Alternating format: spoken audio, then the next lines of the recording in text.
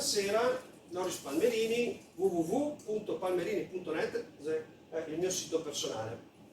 Registrazione in lingua italiana per beneficio del mondo, perché vogliamo realizzare un video, voi non siete ripresi se non vi girate, per spiegare molto in sintesi cos'è questo piano Z e dare appunto le motivazioni legali. Quindi su palmerini.net trovate tantissimo materiale di cui parlerò anche, magari un po' disorganizzato, nel senso che ci sono cose scoperte 10 anni fa, cose scoperte 20 anni fa o fatte 22 anni fa, e poi invece sul sito lombardoveneto.net trovate proprio la questione istituzionale. Statoveneto.net, come vi spiego prima, vi spiegherò dopo, è stato il primo passo, il primo periodo, e palmerini.net è il mio sito personale, ok? Quindi ci sono tre cose diverse, perché in Stato Veneto e anche in Lombardo Veneto c'è l'embrione dello Stato Lombardo Veneto e dello Stato Veneto, che sono stati ricostruiti legalmente con un processo che adesso andiamo a vedere. Allora, abbiamo bisogno di alcuni concetti fondamentali, non è una materia semplice, quindi oggi faremo un percorso nuovo, anche per quelli che sono già qua, che hanno già visto. Il percorso sarà molto più sintetico, molto più breve, molto più succinto, per cui dovrete andare poi a verificare quello che vi dico, perché ve lo potrei spiegare in dettaglio, ma ci metteremo ore e ore e ore. Quindi questa sarà proprio una sintesi. La sintesi è questa. Allora, la Costituzione è la carta suprema nell'ordinamento italiano e tutto ciò che non è compatibile con essa è illegale. Quindi se una legge non è compatibile con la Costituzione, per vari motivi, c'è un giudice, la Corte Costituzionale, che si occupa di cancellare quella legge. Tra l'altro è venuto fuori proprio in questi giorni, ed è un elemento importante, che il giudice di Piacenza ha stabilito che i vari DPCM del governo sono incostituzionali, sono illegali e non possono essere validi. Perché?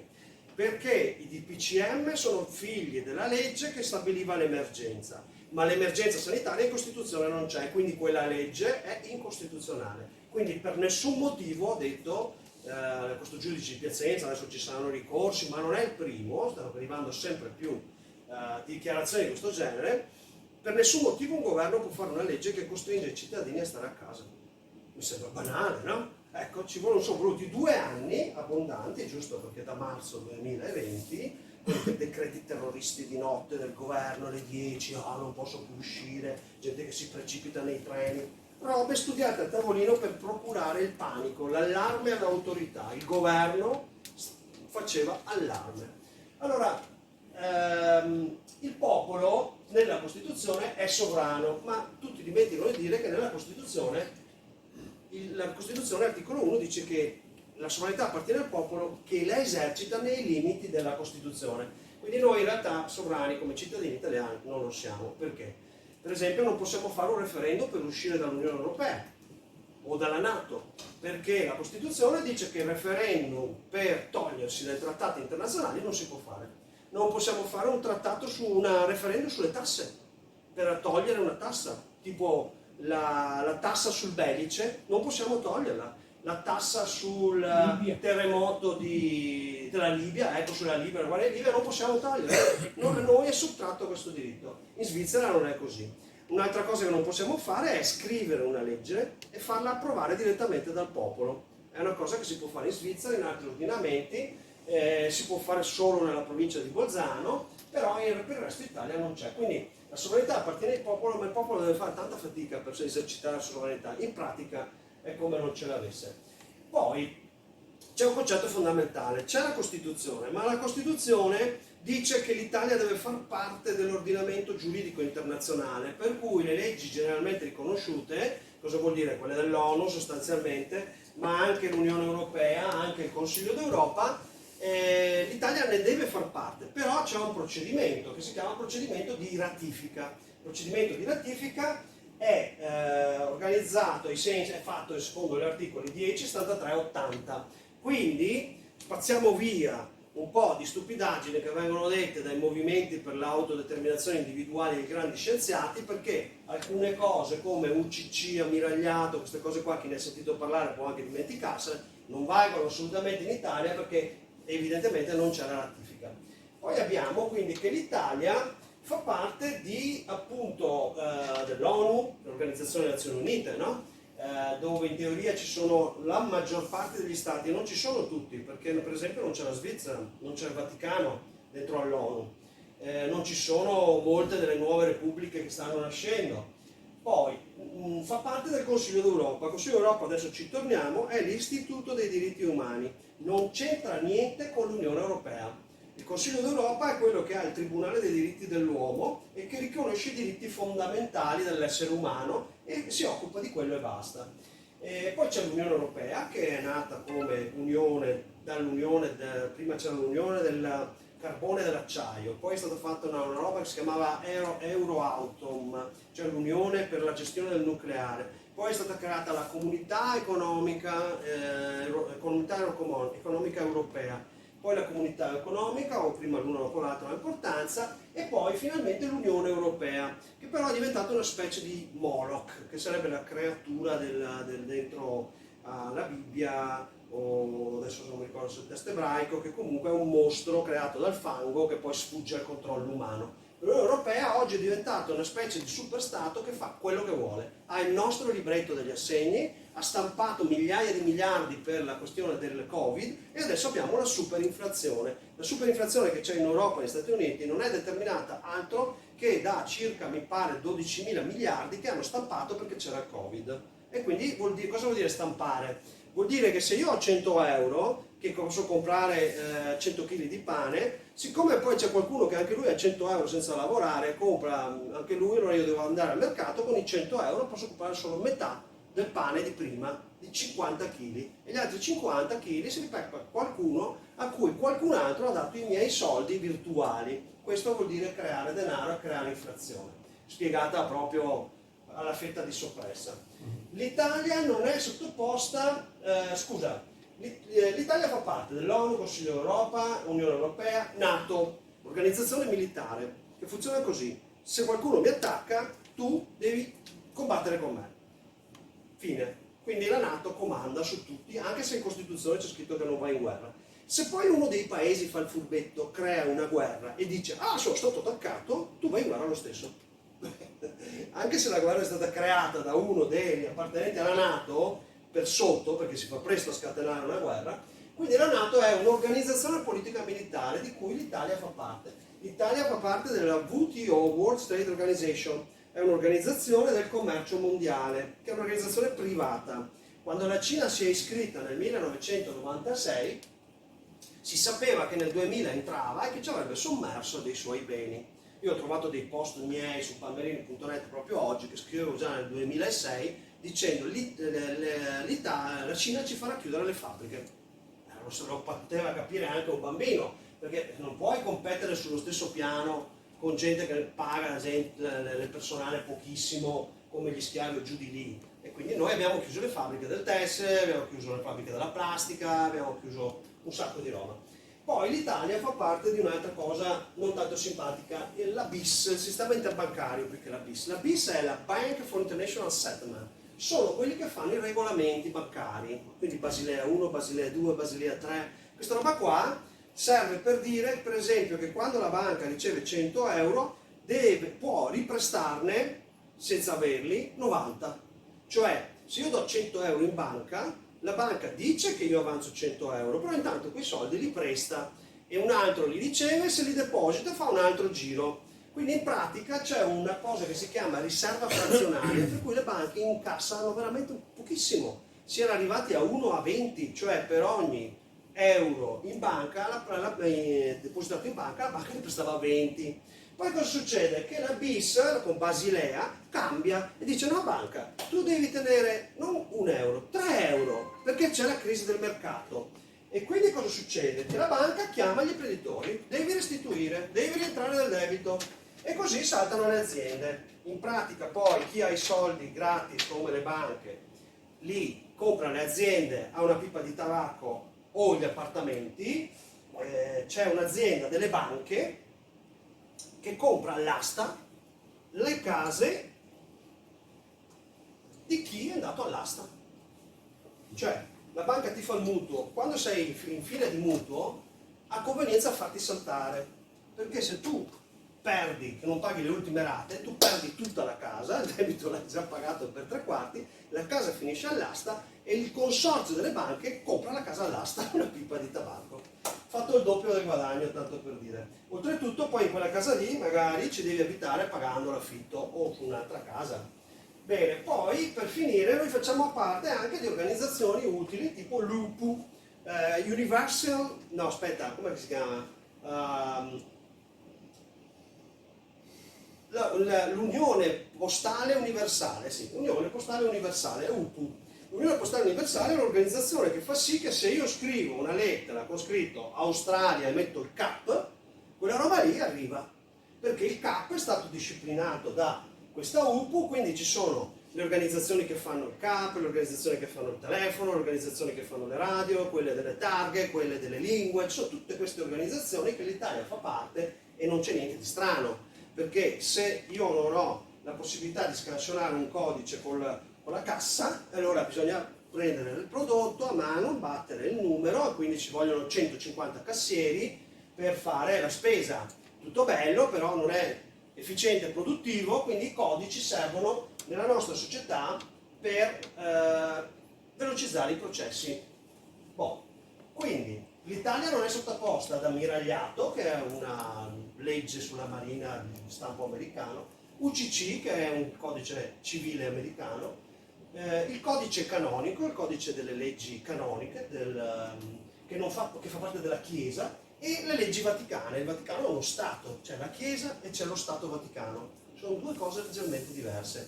Il Papa è capo di tutte e due, però il Vaticano c'ha il suo governo, con il suo presidente, che si chiama segretario di Stato, se non mi sbaglio. Comunque, c'è chi dice che noi siamo sottoposti alle leggi canoniche. È una stupidaggine, perché l'articolo 10, 73, 80 della Costituzione dice che noi dobbiamo avere la ratifica di queste cose, e ovviamente noi non abbiamo la ratifica che dice che le leggi vaticane valgono in Italia. Abbiamo un'altra roba, il patto lateranense, che dice che se il prete sposa una persona, in quel momento due persone può fare anche da ufficiale dell'anagrafe, l'ufficiale civile, e scrive che anche per conto dello Stato sono sposate. Però sono cose proprio limitate a quello che è scritto nei patti lateranensi. Ok, nel corso della storia si è posto il problema di quanto un essere umano vada salvaguardato o meno, soprattutto dopo la seconda guerra mondiale, campi di concentramento, stermini, che in realtà c'erano già stati anche prima. Allora hanno fatto una bella cosa che si chiama Dichiarazione Universale dei Diritti dell'Uomo, dove si scrive che la vita è sacra, bla bla bla bla bla bla. Esiste la ratifica della Dichiarazione Universale? No. Infatti è una dichiarazione. Dichiarazione significa un intento. Io dichiaro che farò. È una cosa per il futuro. Non è un patto, un trattato, una roba che è vincolato. Però la Costituzione, l'articolo 2, dichiara che i diritti umani, che la Repubblica riconosce i diritti inviolabili dell'uomo, e quindi li riconosce perché sono preesistenti e dovrebbe proteggerli, però non dice quali sono questi diritti inviolabili dell'uomo. A dire che quali sono i diritti inviolabili dell'uomo, ma vale per noi, sono per noi chi? Per noi dell'Europa, evidentemente del Consiglio d'Europa, c'è la Convenzione Europea per la salvaguardia dei diritti dell'uomo e delle libertà fondamentali. Cosa dice questa Convenzione? Per esempio dice che nessuno può essere condannato per un reato che quando è stato commesso il fatto non era punito. Cioè, se io trovo il cartello 50 all'ora e vado ai 50, poi mi fermano i carabinieri, dice, tu sei andato ai 50 e invece la legge è 30. Come legge 30? Il cartello era 50, l'abbiamo cambiato adesso. No, quando io sono passato era 50, quindi non mi devi punire. Ecco, questo è uno dei principi, c'è il giudice imparziale e indipendente, c'è il diritto di non essere sottoposti, di non essere, come dire, sposati forzatamente perché lo decidono i genitori, oppure ci sono tanti diritti. La Convenzione Europea per la salvaguardia dell'uomo è importante da studiare perché sono veramente diritti umani, però ci sono anche i protocolli aggiuntivi che hanno ulteriormente rafforzato. Se uno viene leso dallo Stato italiano in uno di questi diritti, c'è tutta la procedura, deve fare ricorso al giudice, può essere anche il giudice di pace, poi deve fare l'appello, eventualmente forse deve fare la Cassazione, dopodiché può fare ricorso al famoso Tribunale dei diritti dell'uomo. Il Tribunale dei diritti dell'uomo, se accoglie la richiesta, che deve essere perché c'è stata la violazione di di questi diritti, cioè non parli della causa specifica, del motivo per cui sei stato leso, ma di qual è il diritto leso, loro guardano tutte le carte e l'Italia risulta ovviamente il paese più condannato d'Europa, del Consiglio d'Europa, per la violazione dei diritti umani. E però adesso come adesso ci vogliono 7-8 anni a arrivare là. Noi siamo andati nel 2008 al Consiglio d'Europa perché avevamo chiesto al giudice italiano, al Tribunale di Venezia, di dimostrarci che questo territorio fosse italiano, cioè che noi abbiamo portato dei libri, delle cose, dicendo questo non è Italia. Il giudice non ha saputo rispondere, ma oltretutto non poteva rispondere e dice questa è una questione in cui io non posso decidere perché è una questione di diritto internazionale. E allora noi abbiamo fatto ricorso al Tribunale dei diritti dell'uomo dicendo noi non abbiamo un giudice che ci risponde a questa questione perché l'Italia è abusiva. E il ricorso era stato accolto, che già era una cosa epocale, e purtroppo quello che era rappresentante di tutto questo ricorso è andato via un po' con la testolina, ha cominciato a parlare di armi, di polizia veneta, di queste robe qua, e ha dimenticato, perché lo ha voluto fare probabilmente, perché glielo avevo ricordato 2 volte io personalmente, di nominare l'avvocato, per cui questo ricorso è caduto. Però nel frattempo l'Italia ha fatto una legge in cui ha cancellato l'annessione, poi ci torniamo, quindi l'annessione nel 2010 una legge l'ha cancellata. Boh, ma era già illegale. Abbiamo come Fondazione dei diritti umani la Convenzione supplementare sull'abolizione della schiavitù, del commercio di schiavi e sulle istituzioni e pratiche. Se vi fate la foto, qui avete i numeri di legge e potete andare a controllare queste cose.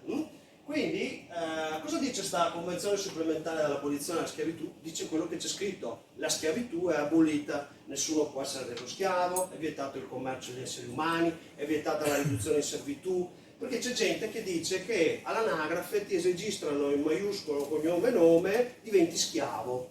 Questa cosa è una stupidaggine totale perché è vietata dalla legge addirittura del 56. È una bufala che arriva dagli Stati Uniti. E comunque questa qui è una roba del Consiglio d'Europa, questa qui invece è proprio dell'ONU, quindi vale a livello internazionale.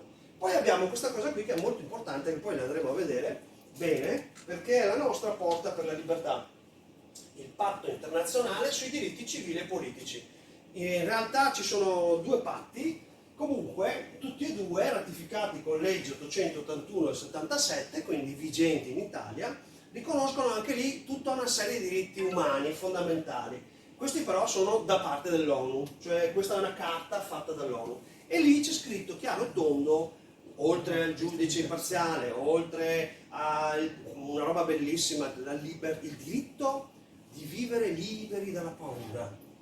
Bellissimo, no? Cioè, a fronte di un governo terrorista, tu hai questo diritto di vivere libero dalla paura. E praticamente c'è lì il diritto di autodeterminazione dei popoli che noi abbiamo esercitato nel 99 e dopo lo vediamo. Poi abbiamo la Convenzione di Oviedo, che è di totale attualità, perché la Convenzione di Oviedo, che è del Consiglio d'Europa, che parla di diritti umani nell'ambito della medicina, dice delle cose. Per esempio, chiunque viene sottoposto a un trattamento, dice proprio trattamento, nel campo della salute, quindi al limite anche un massaggio, un'operazione dentaria, anche uno schiacciamento di un brufolo penso secondo me dovrebbe rientrare, comunque un trattamento chirurgico, una pillola, un vaccino, ha il diritto di dare il consenso e non può essere sottoposto a quel trattamento se non dà il consenso. Mai. Non c'è un'eccezione. Se non dà il consenso, il trattamento non può essere svolto, punto. Addirittura dice che questo consenso è valido solo se la persona ha avuto informazioni, chiaramente a lui a lei comprensibile, di qual è lo scopo del trattamento, di quali sono i benefici attesi, di quali sono i rischi potenziali, perché uno che va a farsi una bella punturina ha il diritto ed è dovere del medico di dirgli: guarda, questa è acqua santa, noi siamo convinti, però è morto uno, è morto l'altro ha fatto un infarto, l'altro l'ictus, l'altro il naso, adesso ci sono le demenze, è uscito uno studio sulle demenze post vaccino e quindi c'è diritto di sapere da parte di chiunque di avere informazioni sullo scopo del trattamento e i possibili effetti negativi.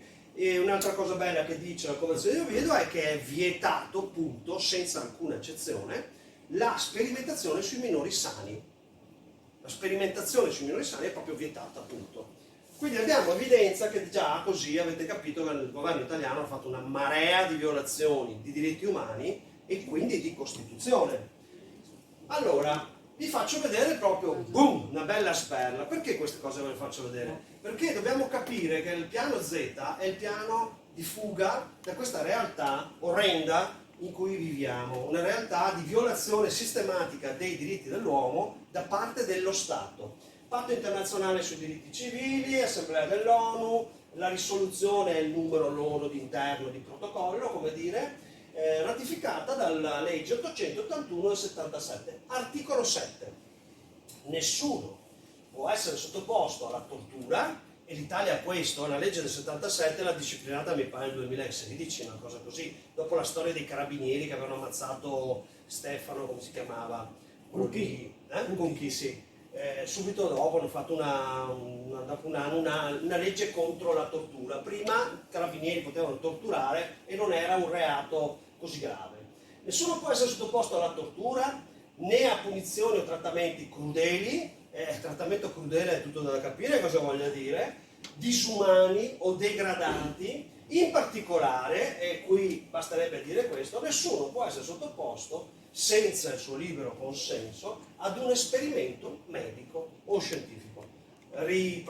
Parafrasato, senza il suo libero consenso nessuno può essere sottoposto ad un esperimento medico o scientifico. E allora cosa ha fatto il governo obbligando gli over 50 alla vaccinazione? Ha violato questo principio, che è una legge internazionale ratificata dall'Italia, quindi violazione degli articoli 2 e 10 della Costituzione, anche il 32 che è quello sulla salute. Quindi io ho detto in piazza più volte, bisognerebbe arrestare il governo, fare un bel pacchetto, ma anche degli ordini dei medici da radere al suolo completamente. Altrimenti questi qua adesso fra un po' ricominceranno, stanno parlando già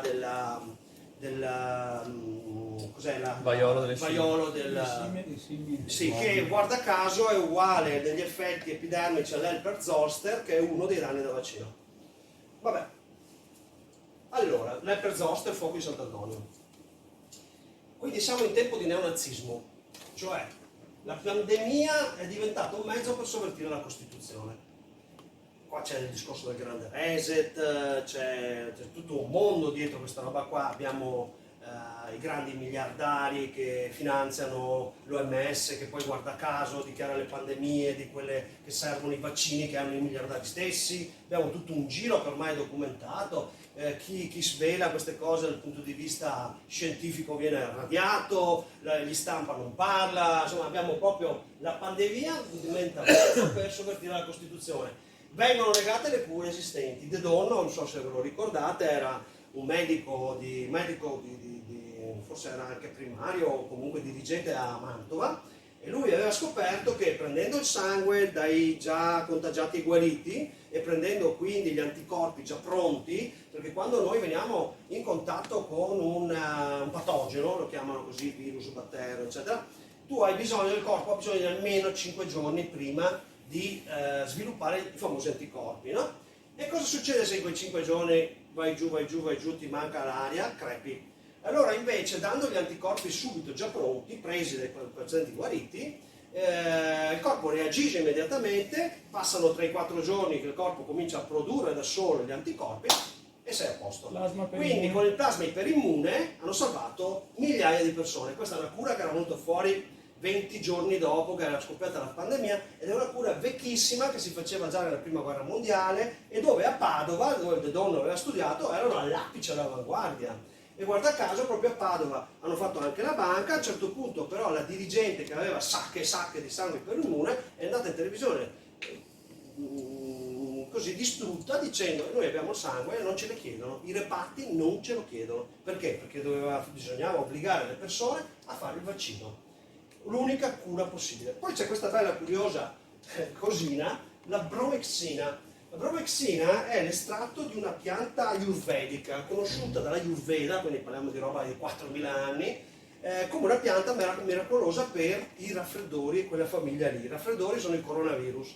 E allora la bromexina si usa tuttora in medicina ayurvedica, però a un certo punto, a settembre del 2021, vedo sul giornale Il Tempo, famoso quotidiano Novax, perché Il Tempo ha fatto tutta propaganda Novax, non so, sarà, ci sono 4-5 giornali completamente fuori dal mondo, come Il Tempo, che dicono le cose Novax. Comunque, praticamente riportava un'intervista a Remuzzi. Remuzzi è primario del Mario Negri. E Remuzzi ha detto, abbiamo trovato un comune sciroppo per la tosse che cura il Covid, ha fatto un'intervista sul Tempo, e contiene la promexina, e quindi praticamente abbiamo visto che invece di morire in 10 muore 1 o 2. E io ho detto, no, ma è una roba così. Allora sono andato a cercarmi e la bromexina è presente nel Bisolvon Linctus, cioè una cosa da banco. E io stesso facendo la pubblicità, tanta gente che ha avuto il Covid ha preso il bromexina e è guarita in 4-5 giorni. Naturalmente sono sempre coincidenze, io non sono un medico, eppure c'è la ricerca scientifica, perché ho scoperto che in realtà sta cosa non l'aveva scoperta Brunuzzi, ma l'aveva scoperta un ospedale iraniano, ma non nel 2011, nel 2021, ma nell'ottobre 2020. Avevano fatto proprio 50 casi con la bromexina, 50 perché lì, essendo sotto embargo, non hanno niente, e detto, devi morire, ti do la vitamina C, ti do la bromexina, ti do un po' di ortica, vediamo chi sopravvive. Si fa così anche, no? Se non hai niente, provi con quel niente. Allora praticamente si è visto che quelli che prendevano la bromexina, invece di morire 10 su 15, morivano in 2 e gli altri comunque guarivano velocemente. Quindi è uno studio scientifico che potete trovare tranquillamente sull'archivio, uno degli archivi mondiali delle ricerche, che si chiama PubMed. Voi andate a cercare bromexina Covid e trovate la ricerca. Fra l'altro c'è anche sul mio sito palmerini.net, fatemelo fatica. Il governo obbliga i cittadini a iniettarsi preparati sperimentali. Nessuno sa cosa fa sta roba qua. Gli effetti a lungo termine, gli effetti di copertura non si vedono. Adesso stanno dicendo che la gente non muore più perché è stato merito del vaccino. Scusa un attimo, se l'anno scorso avevamo 10.000 infetti e adesso ne abbiamo 150.000, evidentemente il vaccino non impedisce la trasmissione. Infatti quel giudice, anzi no, forse di quello di Piacenza, un giudice di Piacenza, no, di Lucca, ha detto che siccome i vaccini non impediscono la trasmissione, non puoi obbligare le persone a farlo, che tanto la gente si infetta lo stesso, e ha reintegrato una psicologa. Allora, adesso noi abbiamo l'evidenza che i vaccini o non coprono proprio, perché si ammalano, addirittura i dati dicono che si stanno ammalando di più i non vaccinati di Covid. E in più ci sono tutta una serie di altri dati sui vaccinati che ti dicono che quella brodaglia sperimentale oltretutto proprio non funzionava, non ha funzionato, perché poi è arrivato l'Omicron, tutto quello che vuoi, ma non è stato merito dei vaccini se abbiamo avuto una riduzione dei morti. È proprio l'Omicron che fa meno morti, punto, perché non colpisce i polmoni più giù. Io non sono medico, ma comunque si ferma qua come un mal di gola. Allora, a fronte di questi dati, le istituzioni, anche italiane ma anche internazionali, però ci sono anche gli scienziati che stanno facendo il contrario, stanno sistematicamente nascondendo i danni. C'è la gente che gli viene l'infarto, cade giù dalle scale, che sia bambino, che sia la moglie di Trump, dicono che ha avuto un infarto così, caduta giù. E invece poi andando a vedere trovano i grumi di sangue che sono legati a questa pozione magica. Quindi è finita la libertà di informazione. Noi non abbiamo più libertà di scienza, non abbiamo più libertà di cura, non abbiamo più diritto di informazione, non abbiamo più diritto di critica. È finita la libertà di informazione. Noi siamo dentro una dittatura dove la TV è il sistema di plagio continuo. C'è qualche voce dissonante, ma sono 5. Vi ho detto Il Tempo, Database Italia, La Verità che parla e non parla, abbiamo BioBlue, giornali che fanno canali di informazione che producono informazione, sono questi che abbiamo. C'è un giornale, c'è un sito interessantissimo che si chiama Meteo Web. Meteo Web ti tira fuori tutte le cose della ricerca scientifica e si meriterebbe il terzo premio della gara. Quindi è chiaro che se siamo in una situazione che io comunque questa cosa la vedo da un quarto di secolo, perché già un quarto di secolo fa ho denunciato brogli elettorali, parlamentari ineleggibili, frodi di vario tipo, firme false, violazioni della legge sull'informazione, ho fatto saltare la par condicio, ne ho fatti di tutti i colori e ho un dossier grande così su brogli elettorali, su elezioni pilotate per la precisione, cioè le elezioni sono pilotate dai media. Se tu hai 5 concorrenti, uno è tutto il giorno in televisione, l'altro mezza giornata, l'altro poco, questi altri due mai e uno addirittura gli fanno pure saltare le liste, è chiaro che vinceranno i primi 3, gli altri 2 non li vedi neanche. Cioè la gente va a votare perché gli ultimi settimane, gli ultimi 15 giorni si informa un po' e vota quello che pensa, che gli dice la TV, e sono gli stessi che poi fanno le file per andarsi a vaccinare sulla pozione magica. Bene, cioè voglio dire, se adesso io vi dicessi che ho trovato la formula per trasformare il metallo in oro, voi direte che sono un cretino, un pazzo, uno scemo. Però se qualcuno vi viene a dire che ha trovato in pochi mesi una formula miracolosa per sconfiggere l'epidemia del secolo, ci credete? Vabbè, allora, la TV è un mezzo di plagio che è studiato con quella tecnica che si chiama psicologia sociale e che ci sono queste ricerche che sono prima della TV. Cioè la TV è stata fatta perché già si sapeva che funzionava. Cioè il fascismo per primo e poi il nazismo hanno utilizzato i media, la TV in particolare, il cinema, proprio perché ha questa capacità di impatto, di convincimento, ma dovete considerare che nel frattempo è passato un secolo. Le tecniche di plagio oggi sono di una sofisticatezza incredibile, tanto più che ci sono tutte queste analisi statistiche su cosa noi consumiamo, su cosa noi vediamo, cosa navighiamo, sui mi piaci di qua, mi piaci di là, su cosa compriamo al supermercato. Quando in televisione banalmente dicono quest'anno sono andati al mare 1 milione di persone, come fanno a saperlo? Oppure sono andati 10% in più l'anno scorso. Come fanno a saperlo? Ma lo sanno il giorno dopo che questi sono partiti di casa. Ve lo siete mai chiesti come fanno a saperlo? Tramite il cellulare. Assolutamente no, molto più banale. Vedono il consumo della corrente dell'acqua. Allora dai contatori sanno già dov'è la gente, no? È proprio banalissimo, quindi lo fanno da 60 anni. Non servono i cellulari, tante cose sono molto più banali. Poi i consumi dei supermercati sono bellissimi. Vabbè, piccola parentesi, c'è un libro che deve essere dell'86 che si chiama Le 8 Italie, che ho studiato quando ho bazzicato a statistica all'Università di Padova, che poi non ho finito e sono andato a fare altro, pedagogia.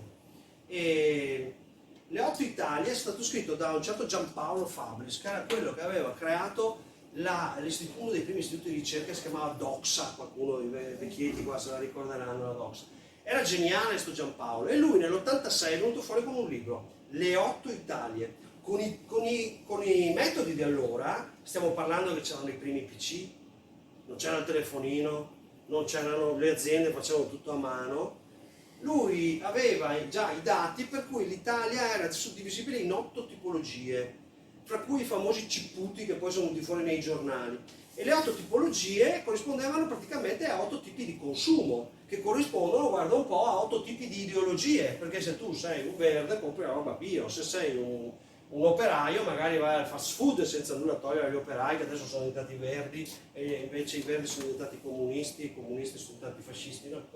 Allora, già al tempo aveva dimensionato queste 8 macro aree di popolazione e aveva previsto nell'86 che da lì a qualche anno l'Italia avrebbe svoltato verso destra e nel 94 Berlusconi ha vinto le elezioni. Quindi già anni prima loro sanno dove sta andando la popolazione. Si sa già che adesso il voto del 25 settembre ci aspetta un 56% a favore del centrodestra. Lo sanno già. Adesso metteranno un po' le mani e arriveranno magari al 49, chi lo sa, però 58-49, quella è la soglia in cui si muoveranno, tranne che poi non succedono altre cose, altre guerre, altre malattie, altro terrore, altre emergenze un po' di attentati, come è successo con Falcone, guarda caso in momenti di cambio della Repubblica, un bel attentato e siamo a posto. Quindi, come facciamo ad uscirne? Io non sono un santone. Non ho la soluzione del veggente, ho la soluzione che vi propongo io. Comunque vediamo cosa propongono anche gli altri. Comunità naturali autonome isolate. C'è gente che dice facciamoci il nostro villaggetto in mezzo al monte, in mezzo ai campi, ci coltiviamo, ci arrangiamo, facciamo una famiglia chiusa, no? Ci troviamo così fra di noi e riusciamo a sopravvivere in temperie. Secondo me non funziona, perché intanto adesso passano anche con i droni, ho trovato anche i droni in Ucraina, ti spruzzano la roba e vabbè. Se no ti arriva il caldo, per una maniera o per l'altra ti manca la corrente, non è una roba che può durare a lungo. Se vogliono prendere tutti, arriveranno anche a quelle comunità autonome isolate. E poi oltretutto chi si è messo a fare l'orto l'anno scorso perché doveva arrivare quest'anno tutti con la mascherina, tutti, il caldo non fa niente. Stasera il negoziante mi diceva che stanno morendo tutte le piante di pomodoro perché fa troppo caldo, nonostante l'acqua lei personalmente glielo dà. E quindi chi ha fatto l'orto è morto tutto, non ha combinato per niente, ha soltanto buttato via un anno di vita. Comunque, che poi fare l'orto non è mica una scienza, bisogna essere bravi a fare un orto che funzioni bene, che produca bene, cioè non è facile. Io l'ho fatto un po' di orto, non è facile. C'è chi dice, ok, posto di merda, valigie, emigrare. Io resto qua, se volete andare, grazie della presenza. Attività politica del partito, vabbè, questo abbiamo già spiegato, assolutamente inutile. Io mi sono candidato come presidente della provincia di Padova nel 2009, chi è che è di Padova? Tutti? Chi è che ha saputo che nel 2009 mi sono candidato? Nessuno? Ero l'unico censurato. Ovvio che non l'avete saputo. L'hanno saputo quei 3.000, 4.000, metà mi hanno dato il voto, metà gli ero simpatico, ho preso quei voti là. Basta. Se non sei sui giornali nessuno sa niente. Cioè, ho avuto anche il culo di essere il primo nella scheda, fra l'altro. Perché sai, uno dice, no, ma questo mi piace, no, Leo, niente. E poi fra l'altro mi hanno anche tolto dei voti, comunque lasciamo perdere perché comunque non venivo eletto, quindi non ho neanche fatto denunce quella volta, proprio. Opposizione popolare di piazza, cioè si va in piazza, governo fascista, governo ladro, governo di qua, governo degli assassini, qua, là. Un anno e mezzo che ci sono le piazze con i Novax, prima c'erano, ci sono stati i sindacati, con il famoso movimento ondulatorio, poi prima ancora c'era il 5 Stelle, prima ancora avevamo il popolo viola. C'è stata una manifestazione all'incirca nel 2007-2008 del popolo viola, lo sapevate? No.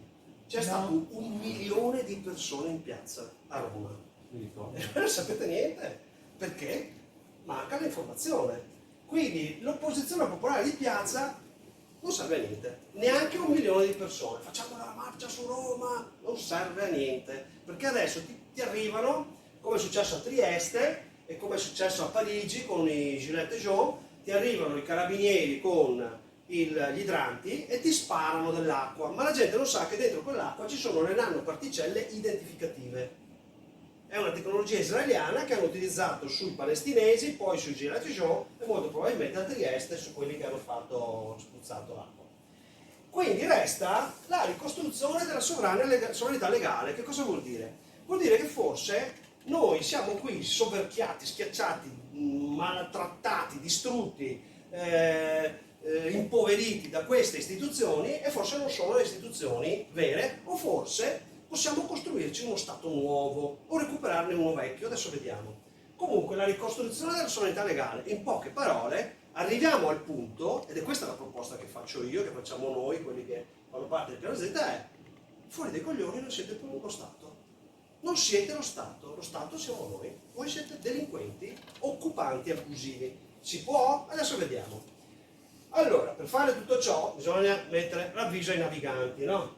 Cioè, ci vuole la conoscenza della Costituzione, delle leggi internazionali, dei diritti delle persone, dei popoli, che cos'è un'identità, la storia, ci vuole un atteggiamento attivo, non è che basta ascoltare uno che parla la sera e ciao. Poi bisogna essere anche umili perché si rischia veramente grosso, rischiamo le denunce, io ho preso delle denunce d'ergastolo proprio, sono ancora qua perché avevo fatto le cose fatte bene e ho detto signori, questo io sto esercitando un diritto, processatemi, il processo non si è mai fatto. E lì adesso vi faccio vedere quali diritti esercitavo. Ci vuole attenzione, volontà di libertà, soprattutto volontà di libertà, e fatica, e anche logica serve, fare le cose con logica. Quindi è facile credere che le cose siano semplici, che basti una veloce spiegazione, invece occorre tanta fatica e umiltà. Allora, adesso vi racconto, detto questo, il quadro e un po' di leggi, adesso cominciamo a fare un percorso. Com'è che siamo diventati italiani?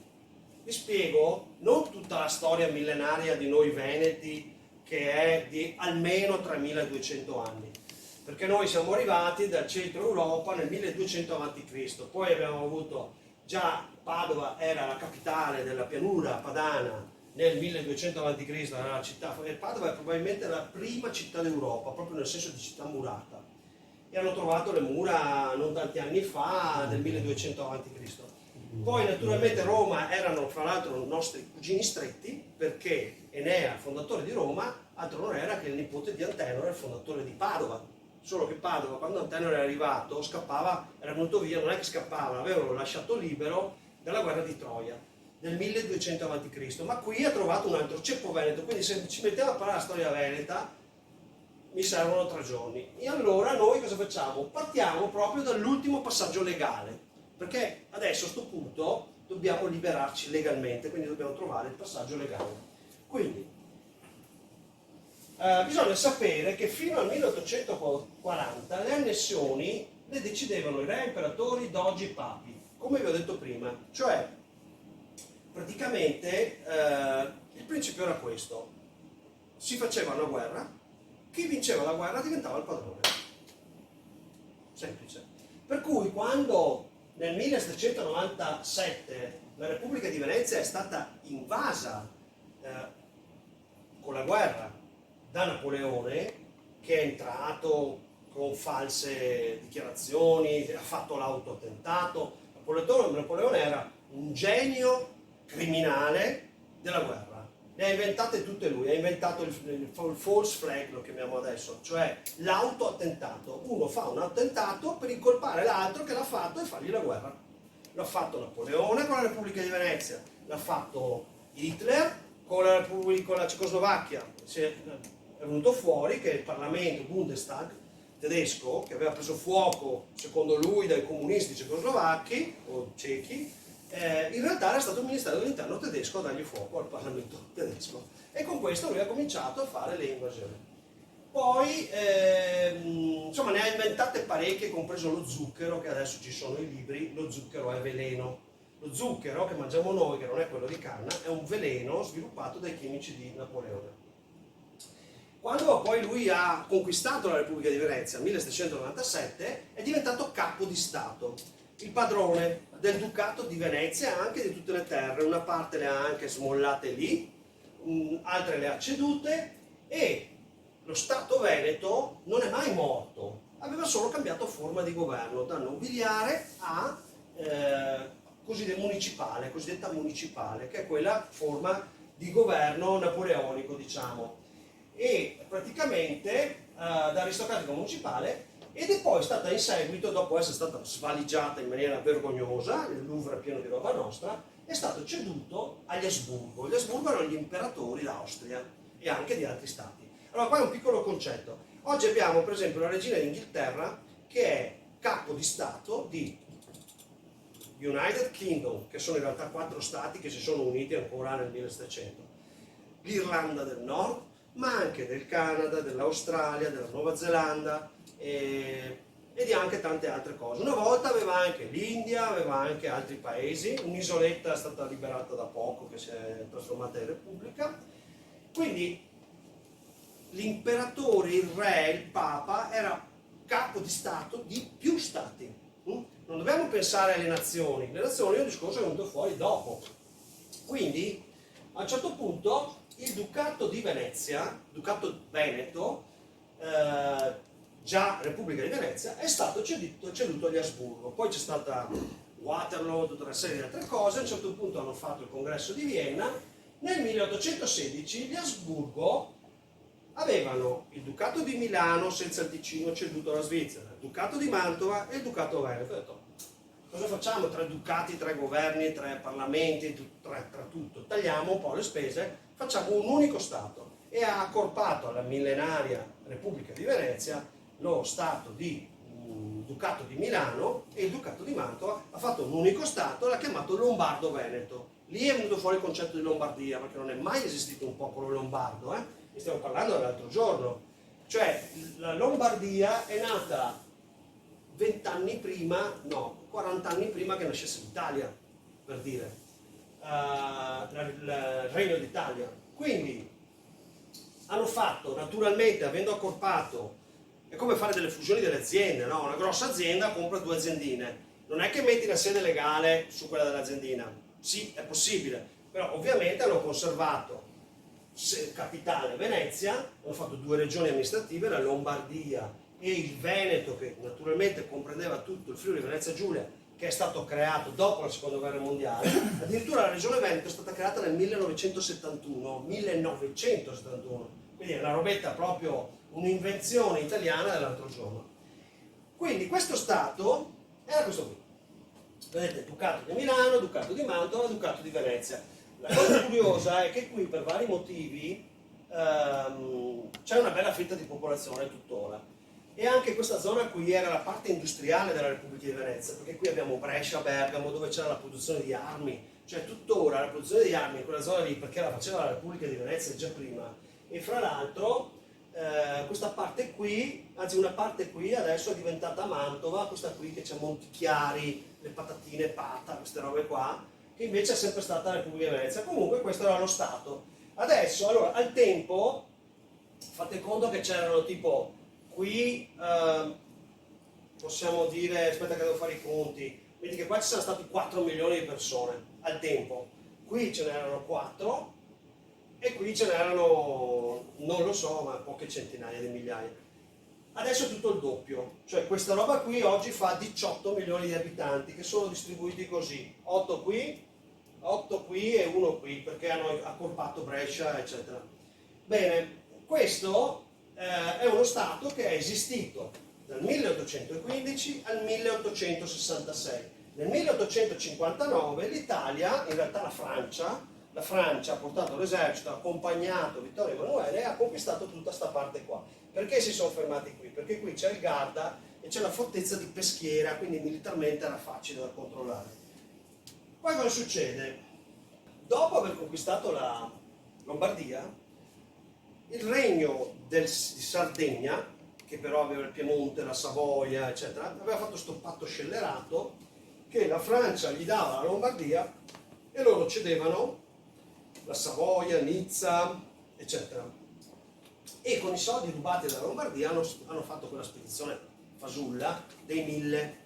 Sono arrivati in Sicilia, c'erano 20.000 soldati con i cannoni e tutto, si sono arresi di fronte a questi 1000 con 3 barchette. In realtà c'erano le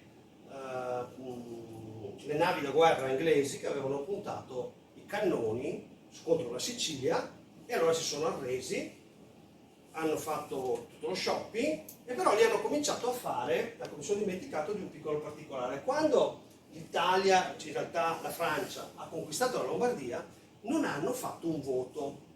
E lì il problema è che è successo nel 1859 e invece era già in vigore il nuovo principio di diritto, cioè che mentre prima chi vinceva si prendeva quello che aveva vinto, dal 1840 ci voleva il voto, il consenso della popolazione. E se ci fate caso è ancora così, perché quando gli Stati Uniti sono andati in Afghanistan, adesso sono venuti via. Quando sono andati in Iraq, poi sono venuti via. Quando la Francia ha buttato giù Gheddafi e il suo regime, che forse veramente rimpiangono adesso, loro rimpiangono, poi la Francia se n'è andata via, hanno messo su un governo fantoccio, tutto quello che volete, ma il principio giuridico è che non si può conquistare un paese. C'è il principio di integrità territoriale, che è quello che stanno dicendo a Putin. Integrità territoriale dell'Ucraina, no, attenzione, perché poi entra l'altro principio, un nuovo ancora di più, un principio di autodeterminazione dei popoli, che sono 2 cose diverse. Al tempo non c'era il principio di autodeterminazione, c'era il principio di autogoverno, che voleva dire semplicemente che non potevi più comprare o vendere un territorio o conquistarlo, ci voleva il consenso della popolazione interessata. E allora, quando hanno fatto la conquista della Lombardia nel 1859, questi se ne sono sbattuti. E io ho detto, ma dovete far votare la gente, no? Perché loro hanno fatto, come annessione della Lombardia, hanno fatto una dichiarazione del comune di Milano, che vi ho detto non era mica la capitale del Lombardo-Veneto, era il comune di Milano, quindi non aveva la funzione di rappresentanza politica della Lombardia, che era una regione amministrativa interna. Allora, quando sono andati poi in Sicilia, nel sud Italia, eccetera, hanno fatto tutti questi plebisciti fasulli, dove votavano i soldati per mascherare a livello di diritto internazionale la legittimità, che è un po' quello che forse si potrebbe dire sta facendo Putin adesso, no? Porta l'esercito, conquista il territorio, poi la gente ha fatto un referendum, ci vuole qui e noi li riconosciamo, sono nostri. Giusto? Quindi non sapete bene da che parte che sto, se contro Putin o a favore, perché bisogna capire prima, non è facile, no? Allora, ci sono delle zone che hanno fatto il referendum prima di essere annesse dalla Russia, giusto? Un po' come il Kosovo aveva fatto il referendum, il primo a riconoscere il Kosovo è stato l'Italia. Adesso no, se lo fa il Donbass non va bene, no. Il referendum del Donbass non è valido, quello del Kosovo sì. Due pesi, due misure, doppio standard si dice. Due pesi, due misure, ma in realtà è più bella l'espressione degli indiani del Nord America, quelli originali, lingua biforcuta. Cioè, dici le cose ma hanno doppio valore, doppio significato, no? Lingua è il bugiardo. E quindi cerchiamo di andare avanti per capire, stiamo andando bene con i tempi, per capire da dove possiamo andare a parare. Quindi la Lombardia è stata presa, invasa, annessa senza voto che era dovuto. Vabbè.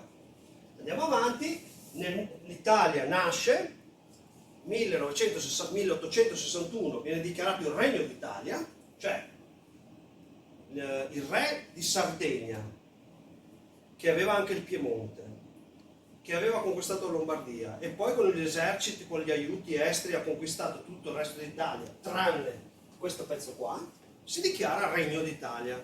E gli austriaci dicono, ma chi credi di essere? Infatti non l'hanno mai riconosciuto per un certo periodo.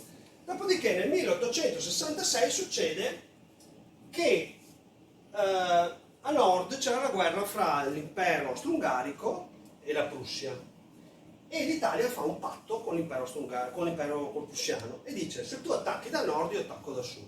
La Prussia attacca e l'Italia aspetta un po', ci pensa un attimo, 2 o 3 settimane. Poi a un certo punto decide di andare a attaccare a Verona, a Custozza. E Custozza si trova ai soldati austro-veneti, e perdono. Se voi andate a Custozza non si capisce chi ha perso, ma ha perso l'Italia. Proprio perso, ma di brutto anche. E allora cosa fa? Oh Madonna Santa, cosa facciamo? L'Italia nel frattempo si era fatta veramente una marina di eccellenza, cioè aveva una marina eccezionale, mentre i veneti erano rimasti con le barchette di legno della Repubblica di Venezia, quindi roba di 70 anni prima. Guardate a pensare ai 70 anni quanti sono adesso, no? Adesso già in 30 anni la nautica fa dei cambiamenti eccezionali, quegli anni lì eravamo all'inizio dell'industrializzazione, tante cose, fa un grosso cambiamento, tant'è che gli italiani avevano barche di acciaio e i veneti avevano barche di legno. E allora di questo facciamo un culo così ai veneti, e allora prendono, attaccano a Lissa, un'isoletta dell'Adriatico, da sempre veneta, affondate le navi italiane. E così praticamente succede che noi abbiamo vinto per terra e per mare contro gli italiani, cosa che poi abbiamo pagato molto cara, perché siccome a nord la Prussia, l'Austria era in difficoltà, tant'è che poi ha perso a Sadowa, una battaglia epocale, e da allora l'impero austro-ungarico si è ridotto allo staterello che conosciamo adesso, staterello per un modo di dire, nel senso che è il residuo di una grande potenza, no? Prima gli Asburgo avevano praticamente metà dell'Europa, adesso c'è l'Austria, che non è neanche degli Asburgo, no? Quindi, Cosa succede? Che l'Austria dice, l'imperatore di Asburgo, insomma, dice io devo portare via le truppe. E quindi cosa fa? Fa un trattato scellerato, e da questo dovreste capire che io non voglio tornare con l'Austria, in cui abbandona i Veneti e fa un trattato, dice io do tutto Lombardo-Veneto, perché questa roba qui non ha mai votato, alla Francia. La Francia dovrà vigilare su un plebiscito, un voto, se i cittadini si esprimono liberamente e che vogliono andare con l'Italia, per noi va bene, dice l'imperatore. E l'Italia firma anche lei questo trattato, quindi il Lombardo-Veneto viene ceduto nel 1866 provvisoriamente alla Francia. Quindi ricordate che quando vi dicono che noi siamo stati passati dall'Austria all'Italia, è una balla. Cosa succede? Che studiando tutti questi documenti ho trovato le prove che il voto del 1866 è illegale, nullo, invalido. Perché c'era un trattato, il trattato di Vienna fra Italia e Austria, non solo perché c'era un trattato, ma poi vi dico anche perché di altre motivazioni. Praticamente il trattato è proprio questo, dice in nome della Santissima ed Indivisibile Trinità, Sua Maestà il Re d'Italia e Sua Maestà l'Imperatore d'Austria, avendo risoluto di stabilire fra i loro rispettivi stati rispettivi una pace sincera e durevole, dopo hanno fatto la Prima Guerra Mondiale, no? Dopo mezzo secolo hanno fatto la Prima Guerra Mondiale. Ecco alcune informazioni su Suo Maestà l'Imperatore d'Austria dice, avendo ceduto, vedete, l'Imperatore d'Austria, avendo ceduto a Sua Maestà l'Imperatore dei francesi il Regno Lombardo-Veneto. Questo è chiaro? Noi siamo passati come Regno Lombardo-Veneto dall'Austria, dall'Imperatore d'Austria, perché era uno degli stati, al Regno Lombardo-Veneto. Sua Maestà l'Imperatore dei francesi, dal canto suo, ecco, mi era sfuggito questo particolare, non è l'Austria che ha detto a me va bene il voto, è la Francia che dice l'Imperatore dei francesi, dal canto suo, essendosi dichiarato pronto a riconoscere la riunione del Regno Lombardo-Veneto agli stati di Sua Maestà, il Re d'Italia, sotto riserva del consenso delle popolazioni debitamente consultate. Cosa significa questo? È un riconoscimento del diritto di autogoverno, al di là di tutto il diritto internazionale che vuoi, in un trattato internazionale fra tre potenze. Bisogna sapere che al tempo la Francia faceva sostanzialmente il ruolo dell'ONU, nel senso che quando c'era un casino da risolvere c'era la Russia e c'era la Francia, soprattutto la Francia, che faceva da intermediario, no? Come in questo caso. Perché non c'era l'ONU, non c'era neanche l'organizzazione degli stati che c'è stata prima dell'ONU, adesso non mi viene in mente come si chiamava. Comunque, cosa succede invece? Che gli italiani fanno questo. Intanto ci sono violazioni di diritto internazionale, perché la sovranità non venne restituita ai rappresentanti del Lombardo-Veneto, ma a dei prestanome di Savoia, cioè per fare il plebiscito noi dovevamo avere la possibilità di organizzarcelo e quindi doveva riprendere la sovranità i Veneti. E in effetti, a parole, un passaggio di carte è avvenuto, solo che i tre che hanno preso la sovranità erano dei prestanome diciamo delle quinte colonne dei Savoia. Come facciamo a sapere questa roba? Perché il memoriale, cioè il commissario italiano che ha gestito tutta la faccenda si chiamava Taon di Ravel, o Taon de Revel, perché in realtà al tempo il governo italiano parlavano tutti francese, tanto perché si sappia, compreso Cavour. E quindi a volte lo trovi Taon di Ravel e a volte Taon de Revel, come è scritto in francese.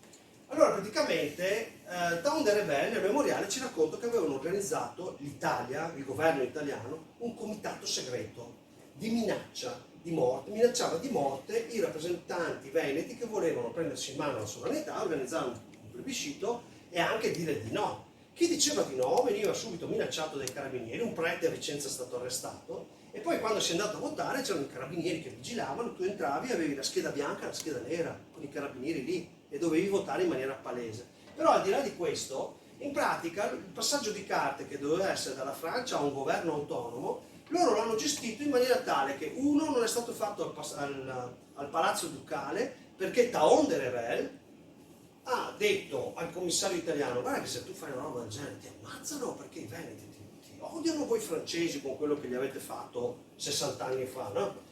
E quindi l'hanno fatto in un albergo e si sono trovati questi 3 prestanome rimasti degli altri minacciati di morte. E cosa hanno fatto questi qua? Hanno preso la sovranità, no, che è proprio la sovranità, è un pezzo di carta in cui, ecco, tu sei sovrano, prendi per favore il sovrano, ecco, adesso tu sei sovrano del Lombardo-Veneto, però non dovresti essere tu, dovrebbe essere lui che è stato minacciato di morte. E cosa fai tu? Dovresti essere quello che organizza il plebiscito. Invece lui, traditore, ti è toccato questo, glielo vende a lei, che fa la figura del cattivo governo italiano, e gli dà la sovranità ancora prima che noi potessimo votare. Fottuto il popolo. E lei cosa fa? Che è furba, perché è furba, ha fatto il comitato di morte e tutto, dice: ok, sono io che ho la sovranità, tu adesso mi fai da commissario, fai finta di essere il governo.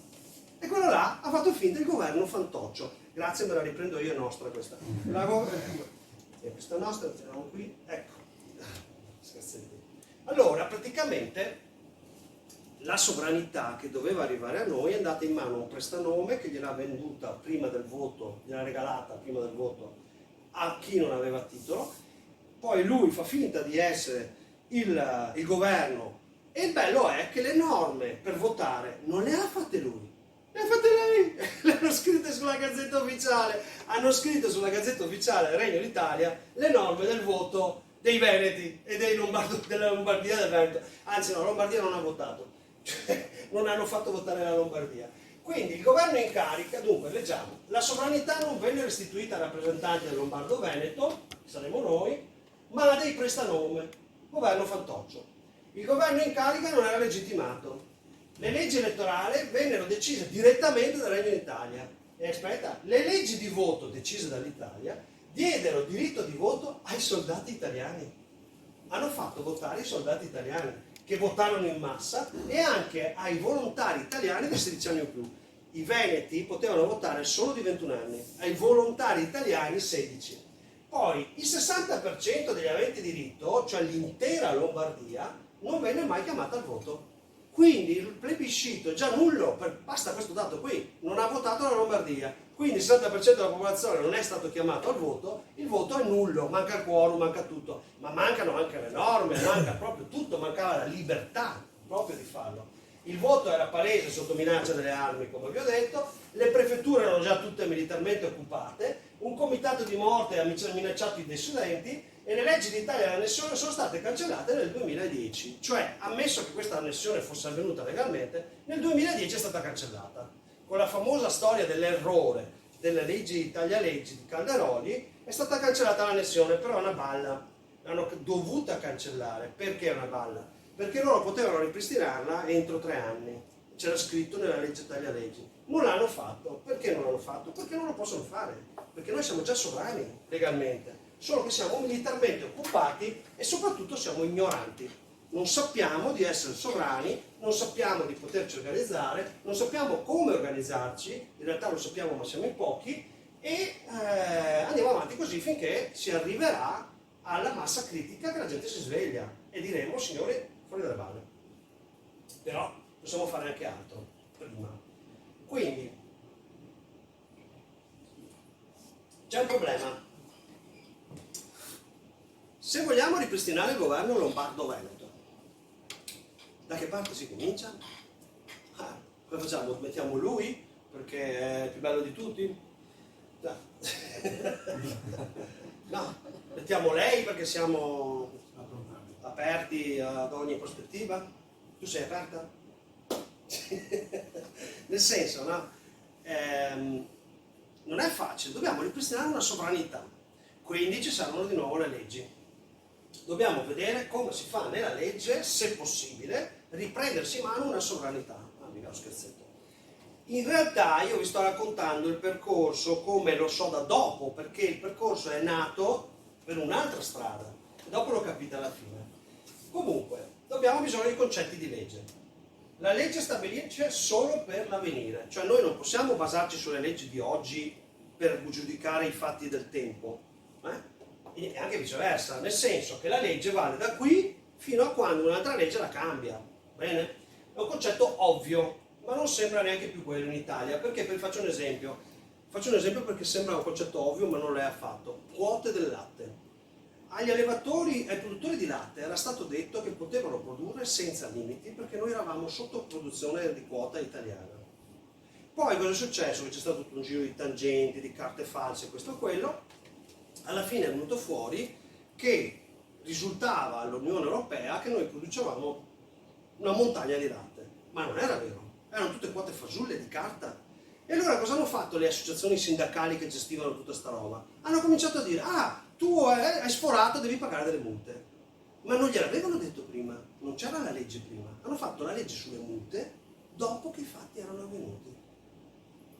Poi è venuto fuori dalla commissione d'inchiesta che le carte, che in realtà la produzione italiana era ben sotto la produzione reale che dovevamo avere, cioè non arrivavamo neanche alla metà.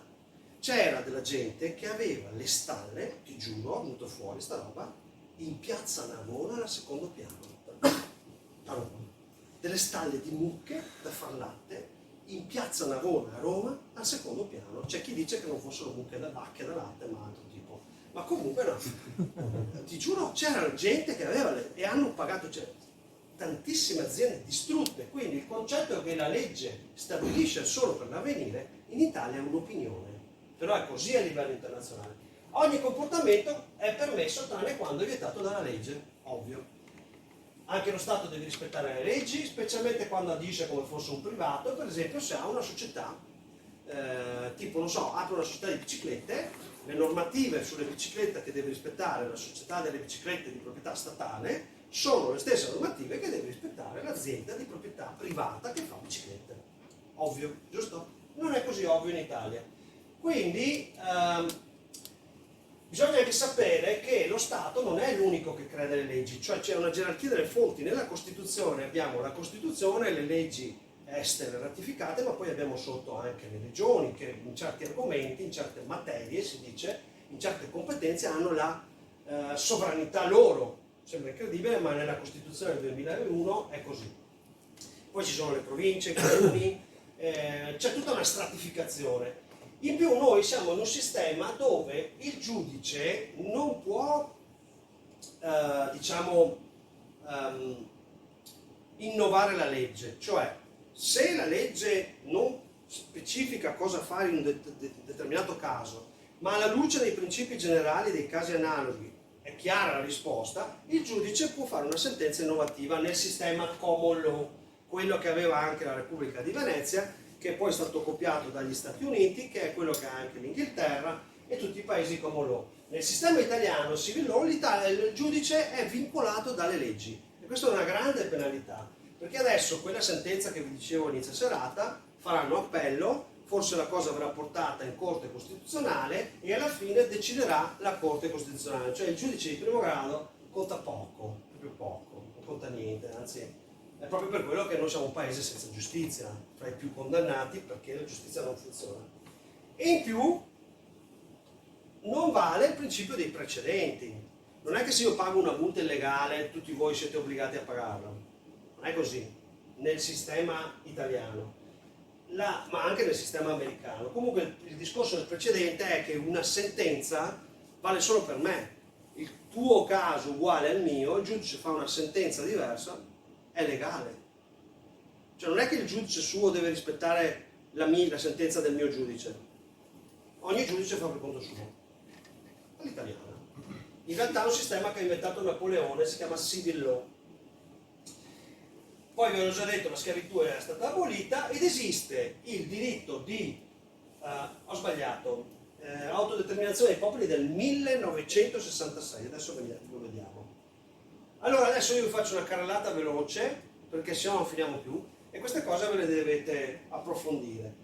La Costituzione, appunto, Repubblica democratica, il popolo sovrano però nei limiti della Costituzione, quindi il problema del referendum, lo Stato dovrebbe rispettare l'autonomia, il decentramento, tutte cose che sappiamo che non fa, quindi abbiamo una gerarchia delle fonti fatta da Costituzione, leggi speciali e leggi dello Stato, ma abbiamo già visto che ci sono le leggi internazionali, il procedimento della Camera per approvare le leggi internazionali, poi c'è il caso che in pratica tutte le leggi internazionali devono essere ratificate, il Presidente della Repubblica pubblica lui le leggi ratificate abbiamo tutti questi organismi internazionali che l'abbiamo visti, e quindi diventa che la gerarchia delle fonti, la struttura delle leggi è diventata un pochino più complicata, perché abbiamo i trattati internazionali, le convenzioni del Consiglio d'Europa, l'Unione Europea, la Costituzione, le leggi speciali che sono di modifica della Costituzione o degli statuti speciali o di attuazione della Costituzione, e poi abbiamo le leggi delle regioni. Quindi diritti dell'uomo li abbiamo visti, la Chiesa che non fa leggi in Italia l'abbiamo vista, qui abbiamo le regioni, le province e tutto il resto, no? Quindi è una struttura abbastanza complessa, perché per esempio, faccio sempre l'esempio, le cave non è competenza dello Stato, le cave, le estrazioni minerarie, il petrolio, infatti la Basilicata che c'è il pozzo di petrolio, i proventi se li tiene tutta la Basilicata.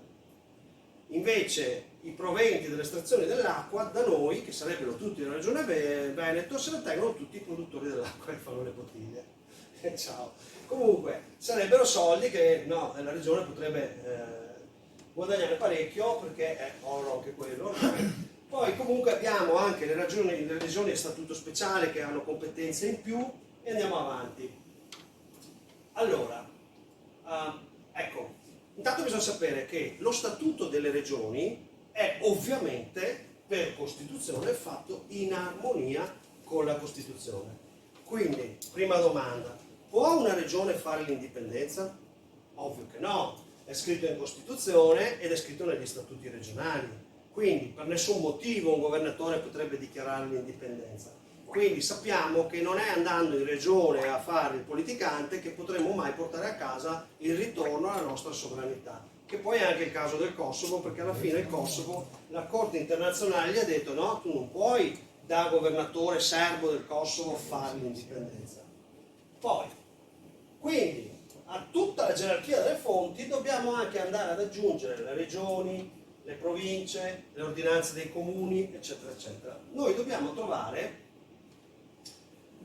ecco, questo è importante, i primi statuti delle regioni, la Costituzione è del 48, i primi statuti delle regioni sono stati pubblicati nel 71, quindi dopo 23 anni, proprio perché lo Stato è molto restio a dare autonomia, perché è uno Stato nato dal centralismo piemontese, diventato fascista, e quindi capite che è governato dai comunisti per un bel po' di tempo, al pari dei democristiani, quindi ha una mentalità fortemente centralista, romano-centrica. Comunque nel 71 è stato fatto un Parlamento, uno statuto. Attenzione, il primo statuto lo ha approvato il Parlamento, ok? Vi taglio un po' di roba, questo l'abbiamo già visto, vi devo far vedere, eccolo qua, Statuto della Regione Veneto, 1971. Lo statuto è stato scritto da una commissione eletta o nominata dagli elettori del Veneto, che hanno scritto una carta, che poi è lo statuto, che è andato a Roma e che è stato approvato secondo una procedura speciale, quella per le leggi di rango costituzionale, che vuol dire doppia lettura. Prima una Camera, 3 mesi tra il Senato, poi altri 3 mesi la Camera, dopo altri 3 mesi il Senato. Si usa questa procedura molto lenta, ai sensi dell'articolo 138, per le leggi di rango costituzionale. Cosa vuol dire? Che sono leggi che stanno al pari della Costituzione. Cosa diceva, perché poi è stata tolta questa legge, che cosa diceva? Diceva che il Veneto è regione autonoma, non vuol dire autonoma come pensate voi, vuol dire che nelle sue cose ha l'autonomia, cioè niente in pratica, nell'unità della Repubblica, secondo i principi e nei limiti della Costituzione. Quindi la regione è una cosa, e sta lì, fa quelle cose lì, dentro quell'ambito lì, dentro quel quadro lì, e punto. Poi la regione è costituita dalle comunità, delle popolazioni del territorio, province, belluno, bla bla bla, le varie città. Già ridotta all'osso? Sì, sì, quella del 71. Poi c'era però questo articolo 2, l'autogoverno, che sappiamo cosa vuol dire prima, no? Il diritto di voto, eccetera. Però poi nel tempo è cambiato, siamo nel 71, significa qualcosa di più forte, però non ha importanza, perché del popolo veneto, cioè dice c'è il popolo veneto. Viene riconosciuto il popolo veneto, si attua in forme rispondenti alle caratteristiche e tradizioni della sua storia. Quindi qua abbiamo tre concetti, abbiamo storia del popolo veneto, che è quella della Repubblica di Venezia, il popolo veneto e il diritto di autogoverno. Che cosa vuol dire queste tre robe qua? Che cosa può fare un popolo, che cos'è l'autogoverno? E la storia bisogna studiarla. Io nel 1999, quando questa legge era in vigore, stavo studiando per denunciare i brogli elettorali che erano venuti nel 94, nel 96, io ho preso in mano la faccenda nel 95, eccetera. Stavo studiando se nella regione, nel 1997, stavo studiando se attraverso la regione potevo fare un qualche ricorso, no? Poi ho fatto ricorsi per tutto, Corte Costituzionale, Procura di Milano, Procura del Veneto, Procura di Padova, dappertutto, e Presidente della Repubblica. E praticamente volevo vedere se c'era un ricorso da fare. Cioè, a quel tempo lì io studiavo, anche adesso però, studiavo tutto il giorno, ma diritto e basta praticamente. Adesso andiamo a vedere il patto internazionale sui diritti civili e politici, che prima vi ho spiegato è legge dello Stato. Cosa dice questo patto internazionale? Articolo 1. Tutti i popoli hanno il diritto di autodeterminazione. Che cosa vuol dire? In virtù di questo diritto essi decidono liberamente del loro statuto politico e perseguono liberamente il loro sviluppo economico, sociale e culturale. Io questa roba qua l'avevo già studiata 2 anni prima. Nel 97 mi sono trovato di fronte allo Statuto della Regione Veneto e contemporaneamente i Serenissimi sono andati sul campanile. E io non avevo assolutamente conoscenza, o pochissima, della storia del popolo veneto. Ve lo dico. Fuori dalla finestra avevo la bandiera italiana, che ero ignorante, plagiato dalla scuola italiana. Però ho visto questi qui che andavano sul campanile. Perché vanno sul campanile? Sono mica cretini, avranno qualche motivazione, ce l'avranno. E ho visto popolo veneto, e ho visto i popoli possono fare l'autodeterminazione. E allora ho detto, ma se a Roma ci sono 4 delinquenti farabutti eletti illegalmente, che se ne sbattono dalla Costituzione, perché io già al tempo vedevo già che la cosa era così, l'avevo già capito, studiata, ho detto, non è mica giusto che questi vanno in galera perché esercitano dei diritti. Se tu non sei uno Stato democratico, noi abbiamo il diritto di andarcene. Come quelli del Donbass, se gli sparano addosso, avranno pur diritto di sopravvivere in qualche maniera, di staccarsi, o no? La guerra del Donbass è durata 8 anni. La NATO, l'Unione Europea, il Consiglio d'Europa sono stati tutti zitti. Il governo sparava sulla popolazione. Io non sapevo niente, scusate, fino all'anno scorso. E non sapevo niente perché non ci hanno detto niente. Avevo visto forse qualcosina in TV, ma non si è visto quasi niente. E allora i diritti umani, la democrazia, siamo noi quelli, quelli che guardano la gente che viene bombardata e sta zitta. Dovreste vergognarvi un pochino. Adesso fate scherzi, anch'io. Come Occidente, cosa siamo diventati? E allora ho detto, ma se il popolo veneto è riconosciuto ed esiste il diritto dei popoli di definire uno statuto politico, cosa vuol dire? Una nuova Costituzione, una nuova alleanza o separazione. Statuto politico è che il popolo, e qua c'è un problema, chi è il popolo? Il popolo veneto, non il popolo lombardo, il popolo italiano, il popolo veneto può decidere del proprio statuto politico, perseguire liberamente il proprio sviluppo economico, sociale, culturale, quale lingua avere, e non è mica finita, è lunga la faccenda dell'autodeterminazione.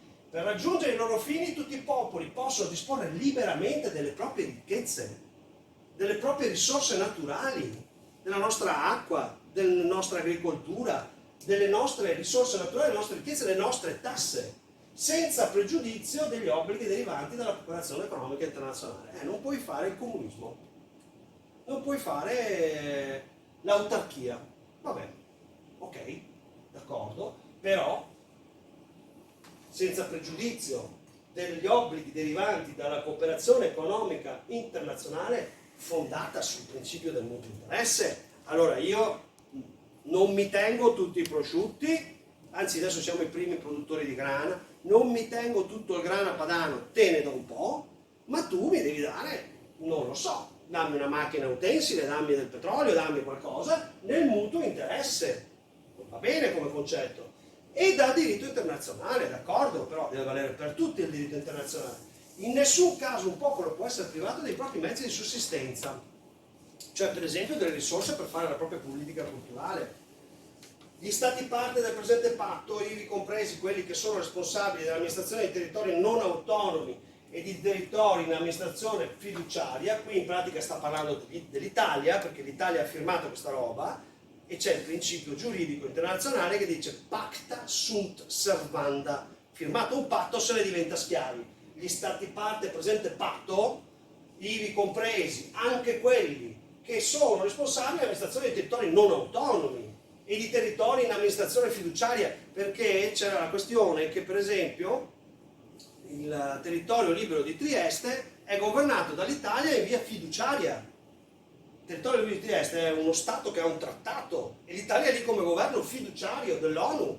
Attenzione, ma devono promuovere l'attuazione del diritto di autodeterminazione dei popoli, rispettare tale diritto. Cosa vuol dire promuovere? Che se io dico ok, ci gestiamo le scuole, loro ci devono dare il modo di gestire le scuole. Se noi diciamo popolo veneto, noi vogliamo gestirci la polizia locale, ce la devono dare. Se diciamo polizia statale, tornate a casa vostra, devono promuovere. E aspetta che non è finita. In conformità delle disposizioni del Statuto delle Nazioni Unite. Allora, queste sono belle parole, ma cosa succede concretamente se noi cominciamo a fare queste cose e andiamo dal prefetto e diciamo, caro signor prefetto, abbiamo deciso che noi siamo il popolo veneto, perché mi sono veneto, io sono veneto, siamo tutti veneti, cominciamo il nostro autogoverno, la nostra autodeterminazione prevista dalla legge e abbiamo deciso che, io l'ho fatto sinceramente questa cosa, se uno è qui a lavorare e ha un lavoro e l'imprenditore ci dice che lavora, anche se è irregolare lo vogliamo tenere qua lo stesso. Abbiamo fatto una legge, abbiamo detto alla polizia, questo è il permesso di soggiorno dell'immigrato irregolare. Sembra una roba pazza, e invece hanno regolarizzato tutti quelli che avevano sto servizio, sto coso. Però siccome erano quasi tutti rumeni, poi i rumeni sono entrati in Europa e in più abbiamo smesso di fare i permessi di soggiorno perché c'erano delle difficoltà con certe etnie che gli girano 5 minuti e ti ammazzano. Quindi ci siamo fermati. Però qual è il discorso che vi sto facendo passare? Che nel patto c'è scritto che ciascuno, nel patto internazionale sui diritti civili e politici, che ciascuno degli stati, stiamo all'articolo 2, no? Articolo 1, articolo 2, ciascuno degli stati parte del presente patto, quindi l'Italia, si impegna a rispettare ed a garantire a tutti gli individui che si trovano sul suo territorio e siano sottoposti alla sua giurisdizione, quindi alle sue leggi, i diritti riconosciuti nel presente patto, che sono tutti i diritti, non solo quello di autodeterminazione, anche quello, l'articolo 7 di prima che abbiamo visto, anche il diritto al giudice imparziale e indipendente, e dice che vanno garantiti senza distinzione alcuna. E poi intanto per ripetere spiega che la distinzione non va bene se è fondata sulla razza, il colore, il sesso, la lingua, la religione, l'opinione politica o qualsiasi altra opinione. L'origine nazionale, che sarebbe il nostro caso, o sociale, la condizione economica, la nascita o qualsiasi altra cosa. Perché ho detto che sarebbe il nostro caso? Perché una nazione è un popolo. Quindi noi siamo un altro popolo, cioè un'altra nazione. Nazionalità veneta. Ma perché siamo qui da migliaia di anni? Cioè, non è perché arriva lo Stato italiano con trucchi, inganni, plebisciti falsi. Io come stirpe non sono veneto. Sono veneto. Sempre stato veneto, magari non lo sapevo, ma sono veneto.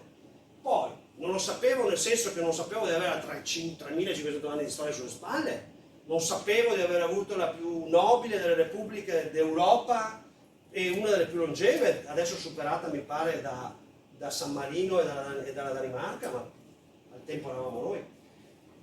La cosa più importante di tutti è questa, perché c'è scritto che se noi facciamo qualcosa di vietato, per autodeterminarci, sempre rispettando tutte queste cose qui, no? Non discriminazione, eccetera, eccetera, e facciamo tutte le cose senza armi, pacifici, belli e tranquilli, c'è scritto che non siamo penalmente perseguibili. Cioè, e lascia passare. Dice, ciascuno degli stati parte del presente patto si impegna a compiere in armonia con le proprie procedure costituzionali e con le disposizioni del presente patto i passi per l'adozione delle misure legislative o d'altro genere che possano occorrere per rendere effettivi i diritti riconosciuti del presente patto, qualora non vi provvedano già le misure legislative e d'altro genere in vigore. Ecco perché vi ho detto che l'Italia doveva cancellare l'annessione, perché gliel'abbiamo chiesto e loro lo dovevano fare. Ecco perché quando abbiamo fatto le elezioni, allora noi nel 1999 abbiamo fondato l'autogoverno e poi abbiamo fatto delle elezioni e ci è arrivata la denuncia per attentato alla Costituzione, reato d'ergastolo. E noi cosa abbiamo fatto? Abbiamo chiesto il processo perché in virtù di questo passo loro dovevano togliere il reato per noi. E così tutto è rimasto, ovviamente non fanno una sentenza in questo caso, doveva stare zitti, che nessuno sappia niente, hanno lasciato che le cose morissero. Ma questo vuol dire che c'è stata riconosciuta la legalità, perché in Costituzione c'è l'obbligo di perseguire i reati da parte del magistrato. Cioè ci hanno denunciati, con la denuncia, e nel 2001, non mi ricordo, 2000-2001, abbiamo chiesto il processo non è stato fatto, e la denuncia è stata archiviata dimostrando che non c'era reato. Perché non c'era reato? Per questa roba qua. Perché noi abbiamo fatto l'autodeterminazione in base al, si chiama combinato disposto, articolo 2, legge 340 del 71, diritto del popolo veneto all'autogoverno, ma il popolo veneto che in virtù dell'articolo 1 e 2 del patto internazionale sui diritti civili e politici ha fatto l'autodeterminazione e quindi in virtù del comma 2, articolo 2 del patto, il reato va cancellato. Quindi in caso di autodeterminazione di un popolo legalmente riconosciuto, questo è importante, legalmente riconosciuto, perché noi avevamo una legge costituzionale. Lo Stato deve promuovere l'autodeterminazione, rimuovere ogni ostacolo di natura legale, penale, amministrativa, eccetera, per rendere effettivo il diritto di autodeterminazione. Per i popoli non legalmente riconosciuti, l'autodeterminazione è soggetta al consenso della comunità internazionale. È proprio il caso del Donbass. Loro hanno fatto il referendum, tutto quanto, e nessuno gliel'ha riconosciuto. Perché? Perché non erano legalmente riconosciuti all'interno dell'Ucraina. I catalani hanno fatto il referendum per l'indipendenza. E cosa è successo? Siccome loro non erano riconosciuti come nazione, ma come minoranza linguistica e avevano solo una forte autonomia, li hanno arrestati, perché non erano legalmente riconosciuti. Ma noi da che parte stiamo del diritto? Questo è il momento in cui il mondo deve decidere se vuole stare dalla parte del più forte o dalla parte del diritto internazionale dei popoli. Cioè vogliamo un governo unico mondiale della grande superpotenza unica o vogliamo un governo delle nazioni? Fra parentesi non è che abbiamo tanto da scegliere, perché a quanto pare il più forte è quello che vuole il governo delle nazioni. La Russia è il più forte, sta vincendo su una linea. Quindi la strada, la storia sta andando da questa parte di qua. E per noi veneti e per il Lombardo-Veneto come Stato è una grande opportunità, questo momento qui. Ma comunque la storia sta andando da quella parte lì, inevitabilmente. Fra pochi anni vedremo un declino molto forte degli Stati Uniti che è già iniziato. Quindi, a meno che non vi siano, ecco, finiamo la frase, per i popoli non legalmente riconosciuti l'autodeterminazione è soggetta al consenso della comunità internazionale, a meno che non vi siano crimini contro l'umanità o la guerra. Ed è quello che dice Putin. Dice, voi avete bombardato, ma tu non puoi invadere l'Ucraina perché c'è l'integrità territoriale. Ma lì voi state bombardando un popolo che ha fatto l'autodeterminazione. Se sentite queste cose qua, è così. Lui invoca un principio di diritto internazionale successivo, l'autodeterminazione, e i crimini contro l'umanità. Poi c'è questa cosa molto carina, che esiste un trattato internazionale sulla Corte Penale Internazionale, che fra l'altro è stata fatta a Roma, che è stata ovviamente firmata dall'Italia e da tanti altri paesi e che condanna i crimini di guerra, i governi che sparano sul proprio popolo. Bene, questo trattato non è stato firmato dagli Stati Uniti e neanche ovviamente dalla Cina e neanche ovviamente dalla Russia, perché loro sono le 5 potenze, oltre alla Francia e l'Inghilterra, che mettono il veto e non possono mai venire condannate dall'ONU, come sta succedendo adesso. La Russia non viene condannata all'ONU, perché? Perché ha il veto. E allora però la domanda è, perché questa roba della Corte Internazionale Penale non l'ha firmata l'Ucraina? Se nel suo territorio avvengono crimini di guerra, l'Ucraina firma e la Russia viene condannata. No, l'Ucraina non firma, guarda un po' che strano. Forse perché prima sparava sulla propria popolazione e verrebbe condannata? Quindi la storia dell'Ucraina è tragica, molto tragica, perché stiamo parlando di morti, bambini, vecchi, donne, solite storie della guerra di merda. La guerra è una merda.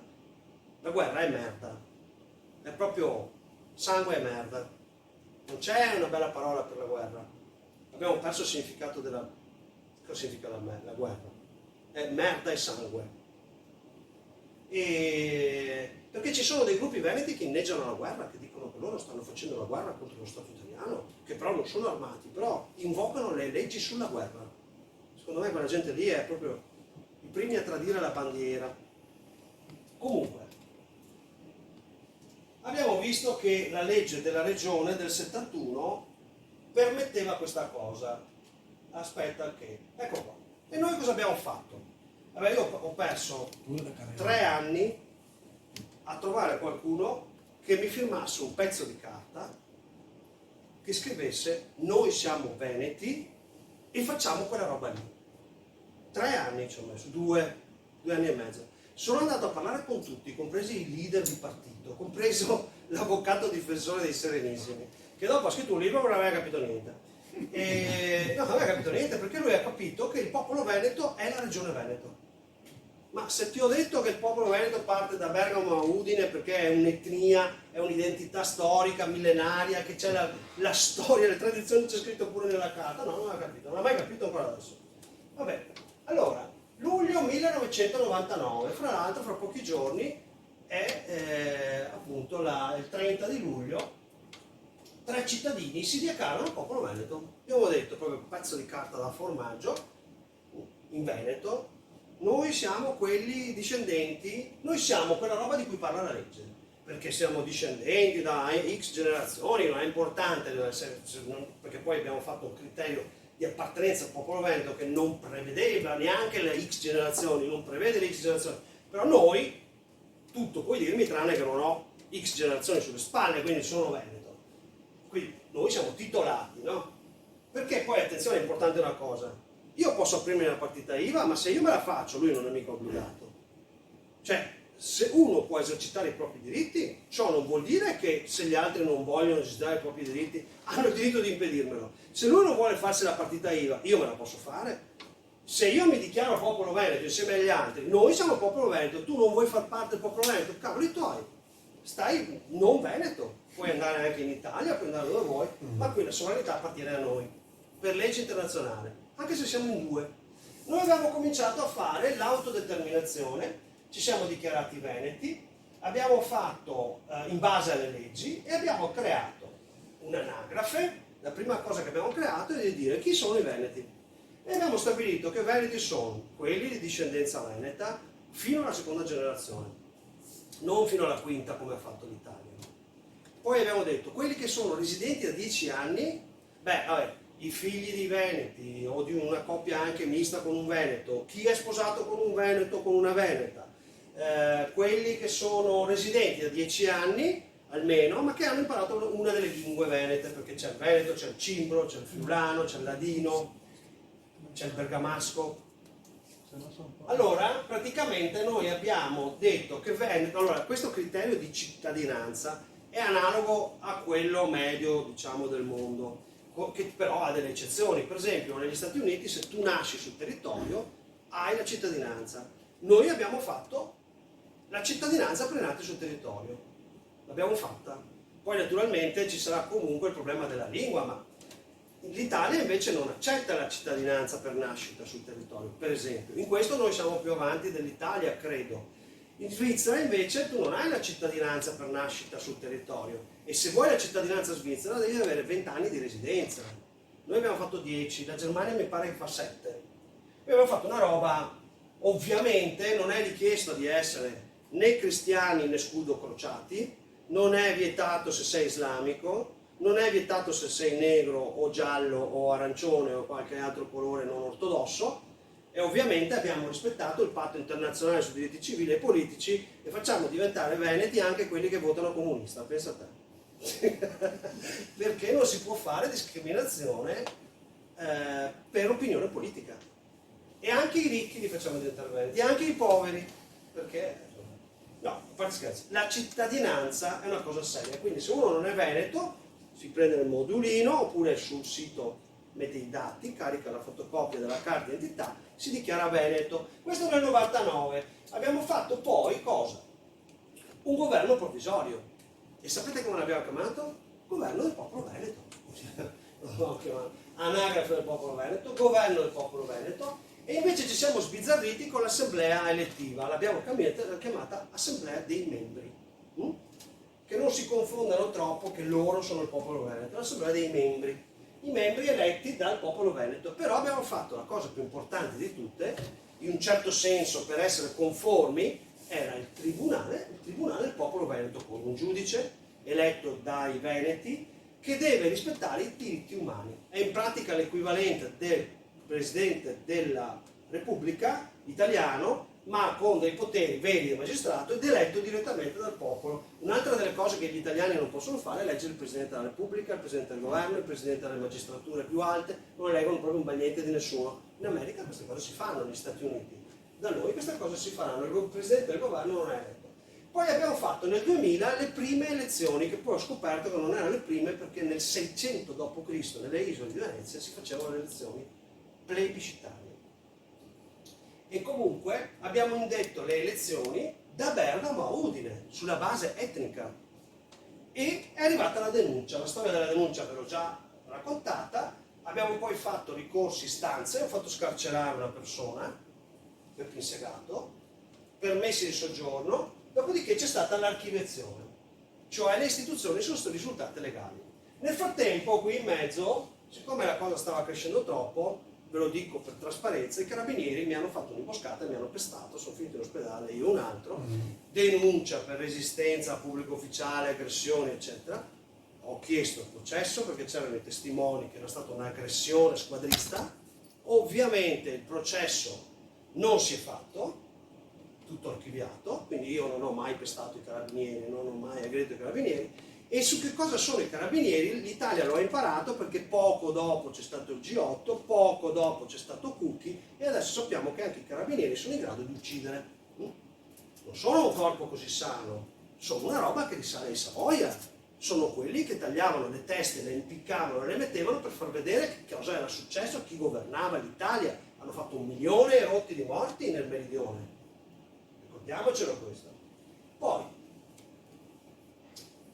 la creazione dello Stato Veneto interno alla Repubblica Italiana è stato un atto legale che ha permesso il seguito, ciò che è avvenuto dopo. Cosa è avvenuto dopo? Che nel 2006, leggendo il memoriale di Taon di Ravel, ma anche alcuni altri studi, ho scoperto 2 piccole cose. Ho scoperto che era nulla illegale l'annessione del Lombardo-Veneto, ma una cosa che ho scoperto, che trovate sul mio sito, che adesso non vi posso spiegare, se no non finiamo più, è che anche il referendum monarchia e repubblica del 1946 è illegale. Ve lo dico così veloce, dovevano far votare Istria, Dalmazia, le isole, i soldati all'estero, e invece non li hanno fatto votare. Quindi 3 milioni di persone non hanno potuto votare al referendum monarchia e repubblica. Sappiamo tutti, perché hanno trovato 1 milione di schede non scrutinate pro monarchia, che aveva vinto la monarchia, ma hanno voluto far vincere la Repubblica perché c'è stato in pratica un colpo di Stato. Allora, cosa è successo comunque? Che ufficialmente la Repubblica risulta aver vinto per 2.200.000 voti circa. I non votati, che non sono stati chiamati al voto, sono 3 milioni. Quindi quei 3 milioni chiamati potevano ribaltare il risultato. Quindi il referendum è nullo. Non sappiamo manco se siamo una repubblica o una monarchia. Il libro dove potete studiare tutti i documenti, sta roba è su Amazon, La Repubblica Mai Nata, l'ho scritto io. La Repubblica Mai Nata. Quindi a quel punto lì capite che, sapendo che il percorso di autodeterminazione comunque ti arrivano le botte, l'annessione è tutta illegale, la Repubblica non è manco lo Stato, forse corretto, dovrebbe essere chissà cosa, forse una monarchia o non so che, ma poi c'è da domandarsi, ma se la Repubblica non ha vinto, come ha fatto a cedere l'Istria e la Dalmazia? Perché se erano italiane dovevano votare, se non hanno votato come mai le ha cedute? Allora, cosa succede? Che dichiariamo istituzioni nate legalmente, secondo la legislazione italiana e internazionale del popolo veneto, che siamo il Lombardo-Veneto. Facciamo la successione al Lombardo-Veneto. Voi sapete che quando uno muore, gli eredi possono accettare la successione o no, possono anche rifiutarla. La domanda è: chi ha fatto mai la successione al Lombardo-Veneto? Il prestanome di Savoia. No, adesso sto scherzando.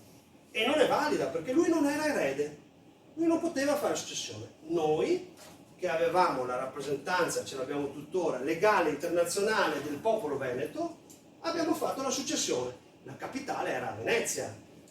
Lombardo-Veneto altro non era che la Repubblica di Venezia col Ducato di Milano e Mantova.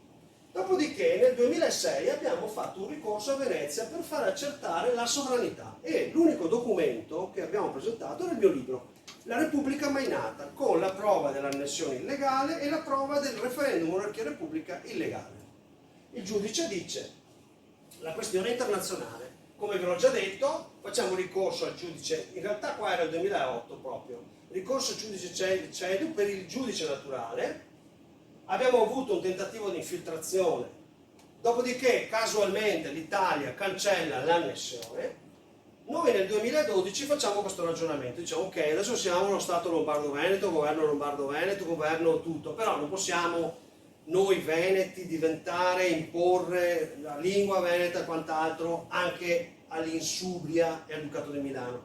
Quindi facciamo una riforma per cui ci sono 3 stati, quei 3 colori che avete visto prima. Abbiamo ripristinato le vecchie aree, diciamo, che non sono 3 stati, sono 3 stati interni a una federazione.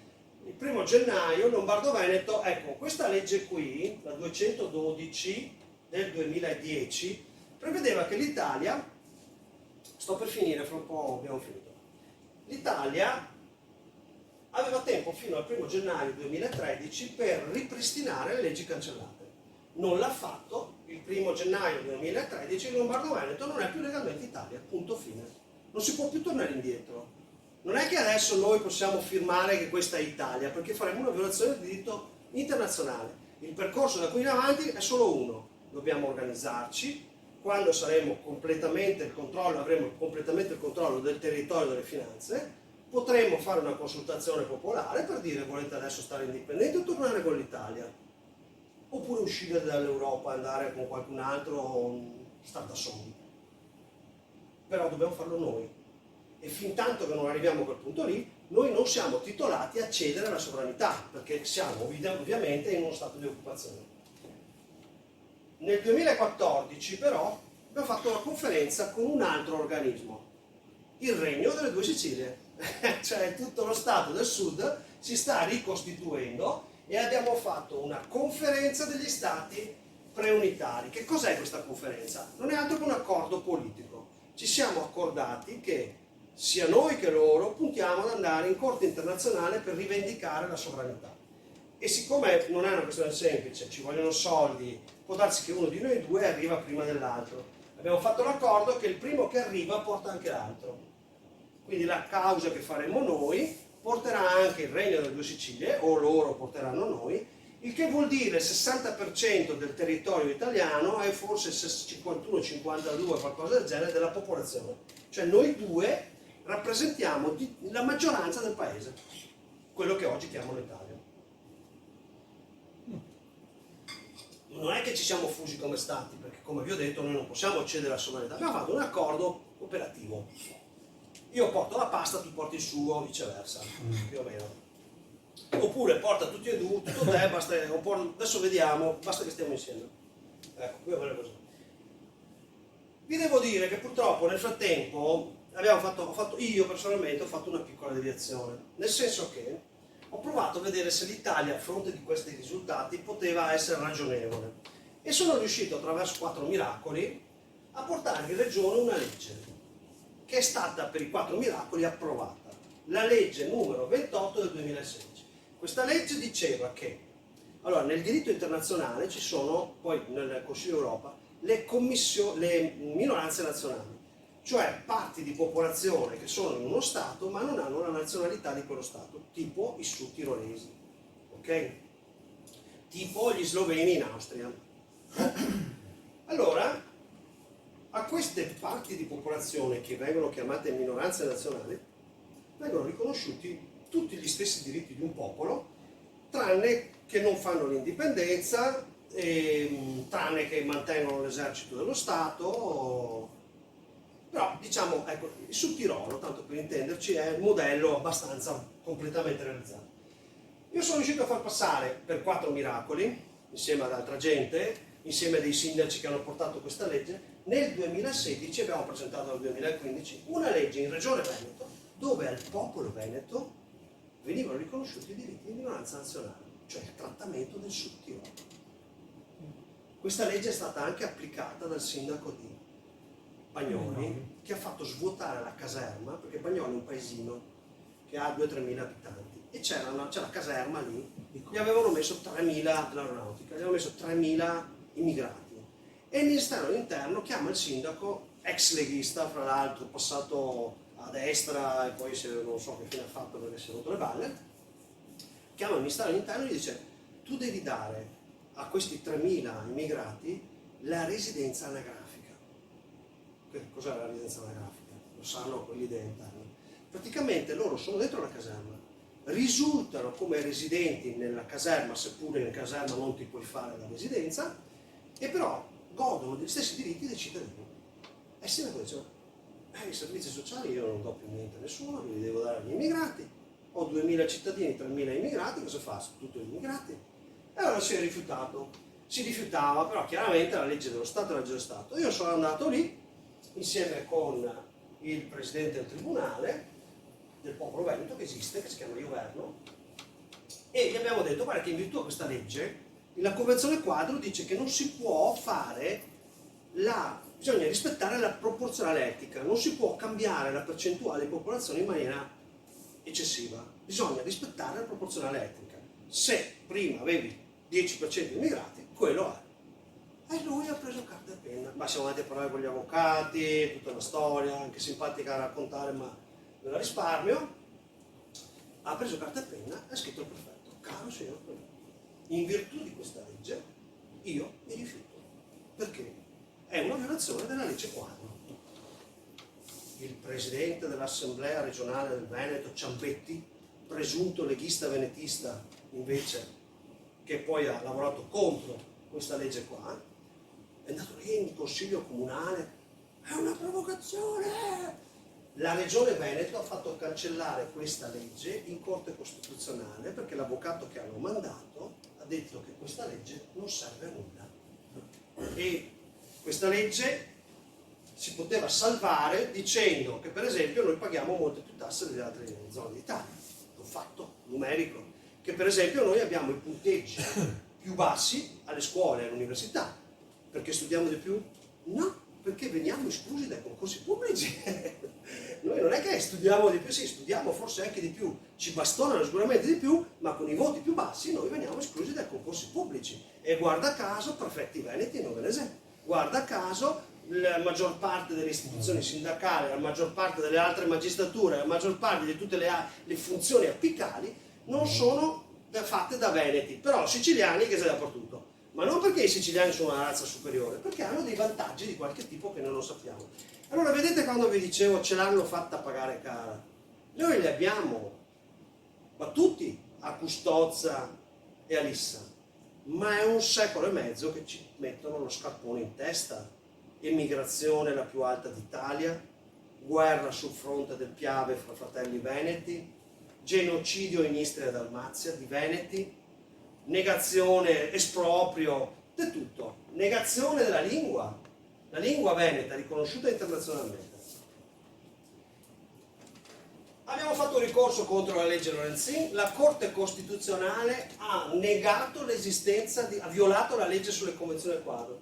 Nel 2018, grazie a Zai e alla sua giunta, l'avvocato Bertolissi, è stata cancellata la legge regionale. Fra parentesi, se voi avete votato nelle regionali del 2020, sappiate che Zai è ineleggibile per una legge dello Stato del 2004.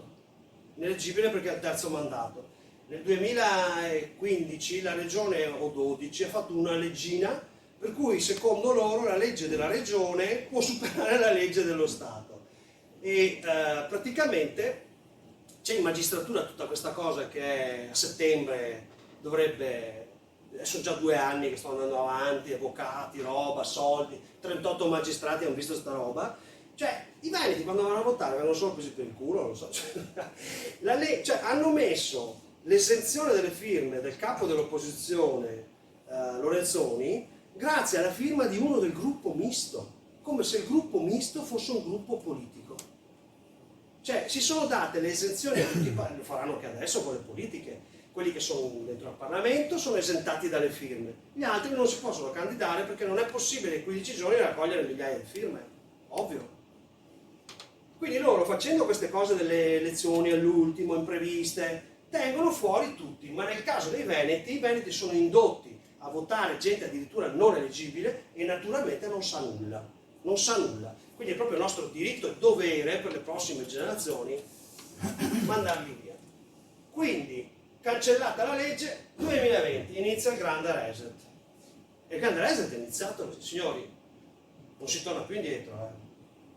Cioè, ciò che era è morto. Le aziende che falliranno adesso, che sono già fallite, non torneranno in vita, perché per mettere in piedi un'azienda ci vogliono 30 anni, 20 anni, 10 anni minimo. Cioè il grande reset c'è già, pacca di debiti, siamo a 2.700 miliardi, prima eravamo 2003, 2004, sono debiti colossali, superinflazione che mangia i redditi, morti di vario tipo, che non è per la pandemia. Cioè, il grande reset, io credo che loro abbiano in mente uno scenario di guerra civile generalizzata, perché sono proprio spudorati in quello che fanno. Cioè, non hanno remora di fare delle violazioni così palesi del diritto e dei diritti umani.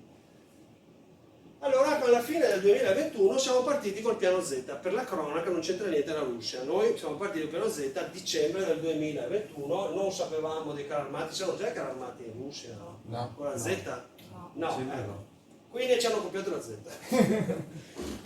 Allora, il nostro piano è di fare un ricorso internazionale degli stati preunitari al giudice competente, la Corte Internazionale di Giustizia. Qualcuno dice, ma lì non sono corrotti. Sì, sono corrotti. Sicuro, Limone, lo ha detto un grande avvocato, Fulfish, quello della Volkswagen, eccetera, del Dieselgate, delle centraline. Vabbè, no, ognuno io dico Fulfish, qualcuno dice Fulfish, io dico Fulfish.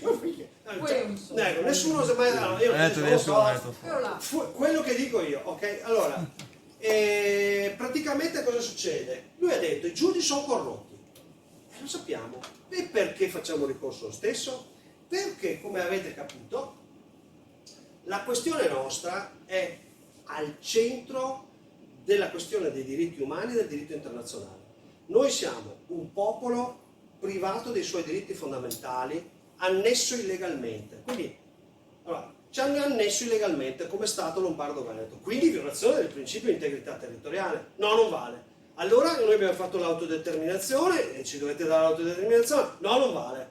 Allora, se ci danno torto che la nostra autodeterminazione e successione al Lombardo-Veneto non è valida, vuol dire che in pratica, siccome la Corte internazionale fa le sentenze valgono per tutti, vuol dire che non vale più, da quel momento in poi, il principio di integrità territoriale. Cioè, se uno Stato ne prende un altro, se lo può tenere, come era ai tempi che non c'erano praticamente. E quindi potete immaginare, a Putin potrebbe anche star bene, perché allora lui si prende tutta l'Ucraina, un po' di Moldavia, se non tutta, comincia a allargarsi, si riprende i paesi dell'est, gli Stati Uniti cominciano a prendersi il Canada, il Messico, Cuba, la Cina si prende tutto quello che ha voglia, l'India con la bomba atomica si prende il Pakistan, non so che altro, comincia la terza guerra mondiale. Se ci danno torto che dobbiamo restare italiani, scoppia la terza guerra mondiale.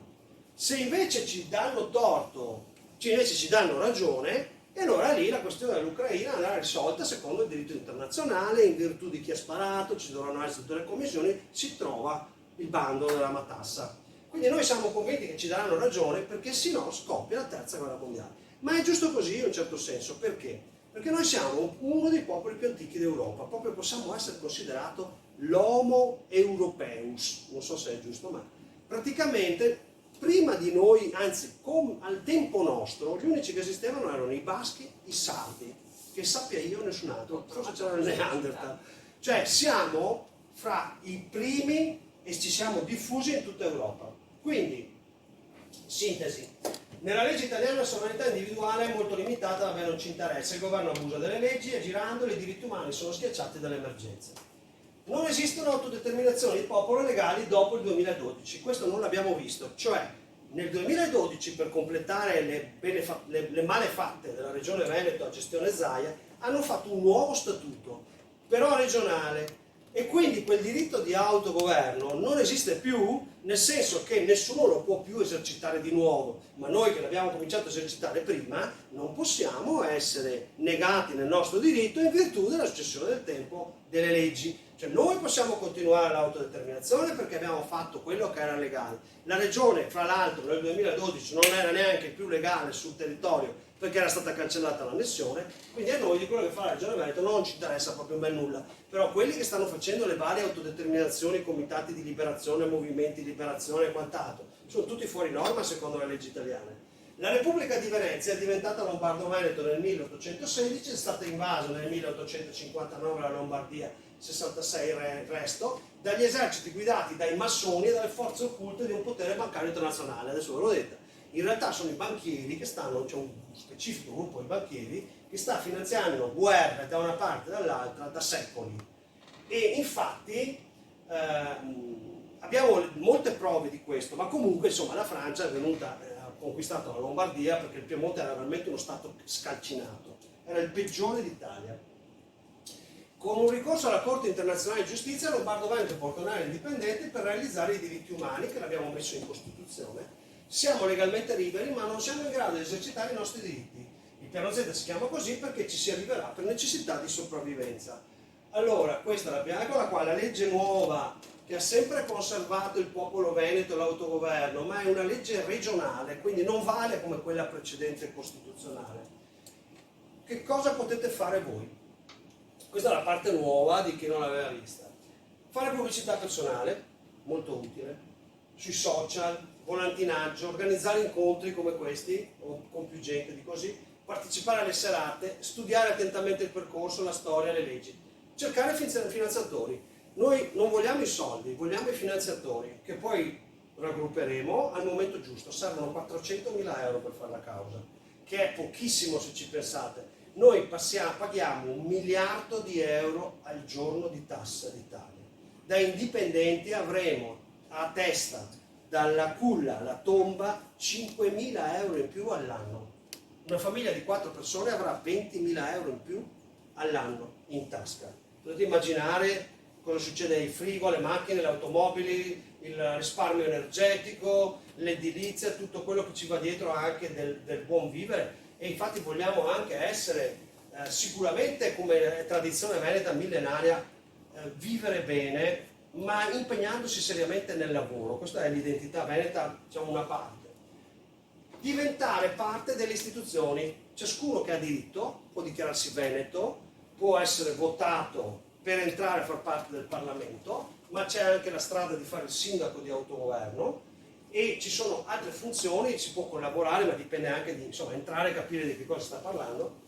Agire da catalizzatore, cioè si possono organizzare delle cose, degli incontri, andare a parlare con le persone per catalizzare interesse, e comunque se uno non sa cosa può fare, basta che si metta a disposizione e vediamo quali sono le sue competenze, eccetera. Per gli amanti del genere ho introdotto il QR code. Il QR code è utile, l'ha inventato un giapponese, lascia stare i deficienti come lo usano. Adesso invece di stare là a scrivere, tutti gli indirizzi, tu fai il QR code, vai sulla pagina e c'è già tutto, dai, è utile. C'è un canale Telegram. Allora la funziona così: se tu ti fai il QR code, te lo scansioni, finisci là, Lombardo Veneto Z, dove dentro c'è tutto. Potremmo anche digitare www.lombardo. Ma vedi che avresti già finito col QR code, dai. Fatti sto codice. Non lo sopporto. Allora, basta. Vediamo se abbiamo lasciato indietro qualcosa. Sì, un secondo, aspetta un attimo che... mi sembra che abbiamo fatto tutto.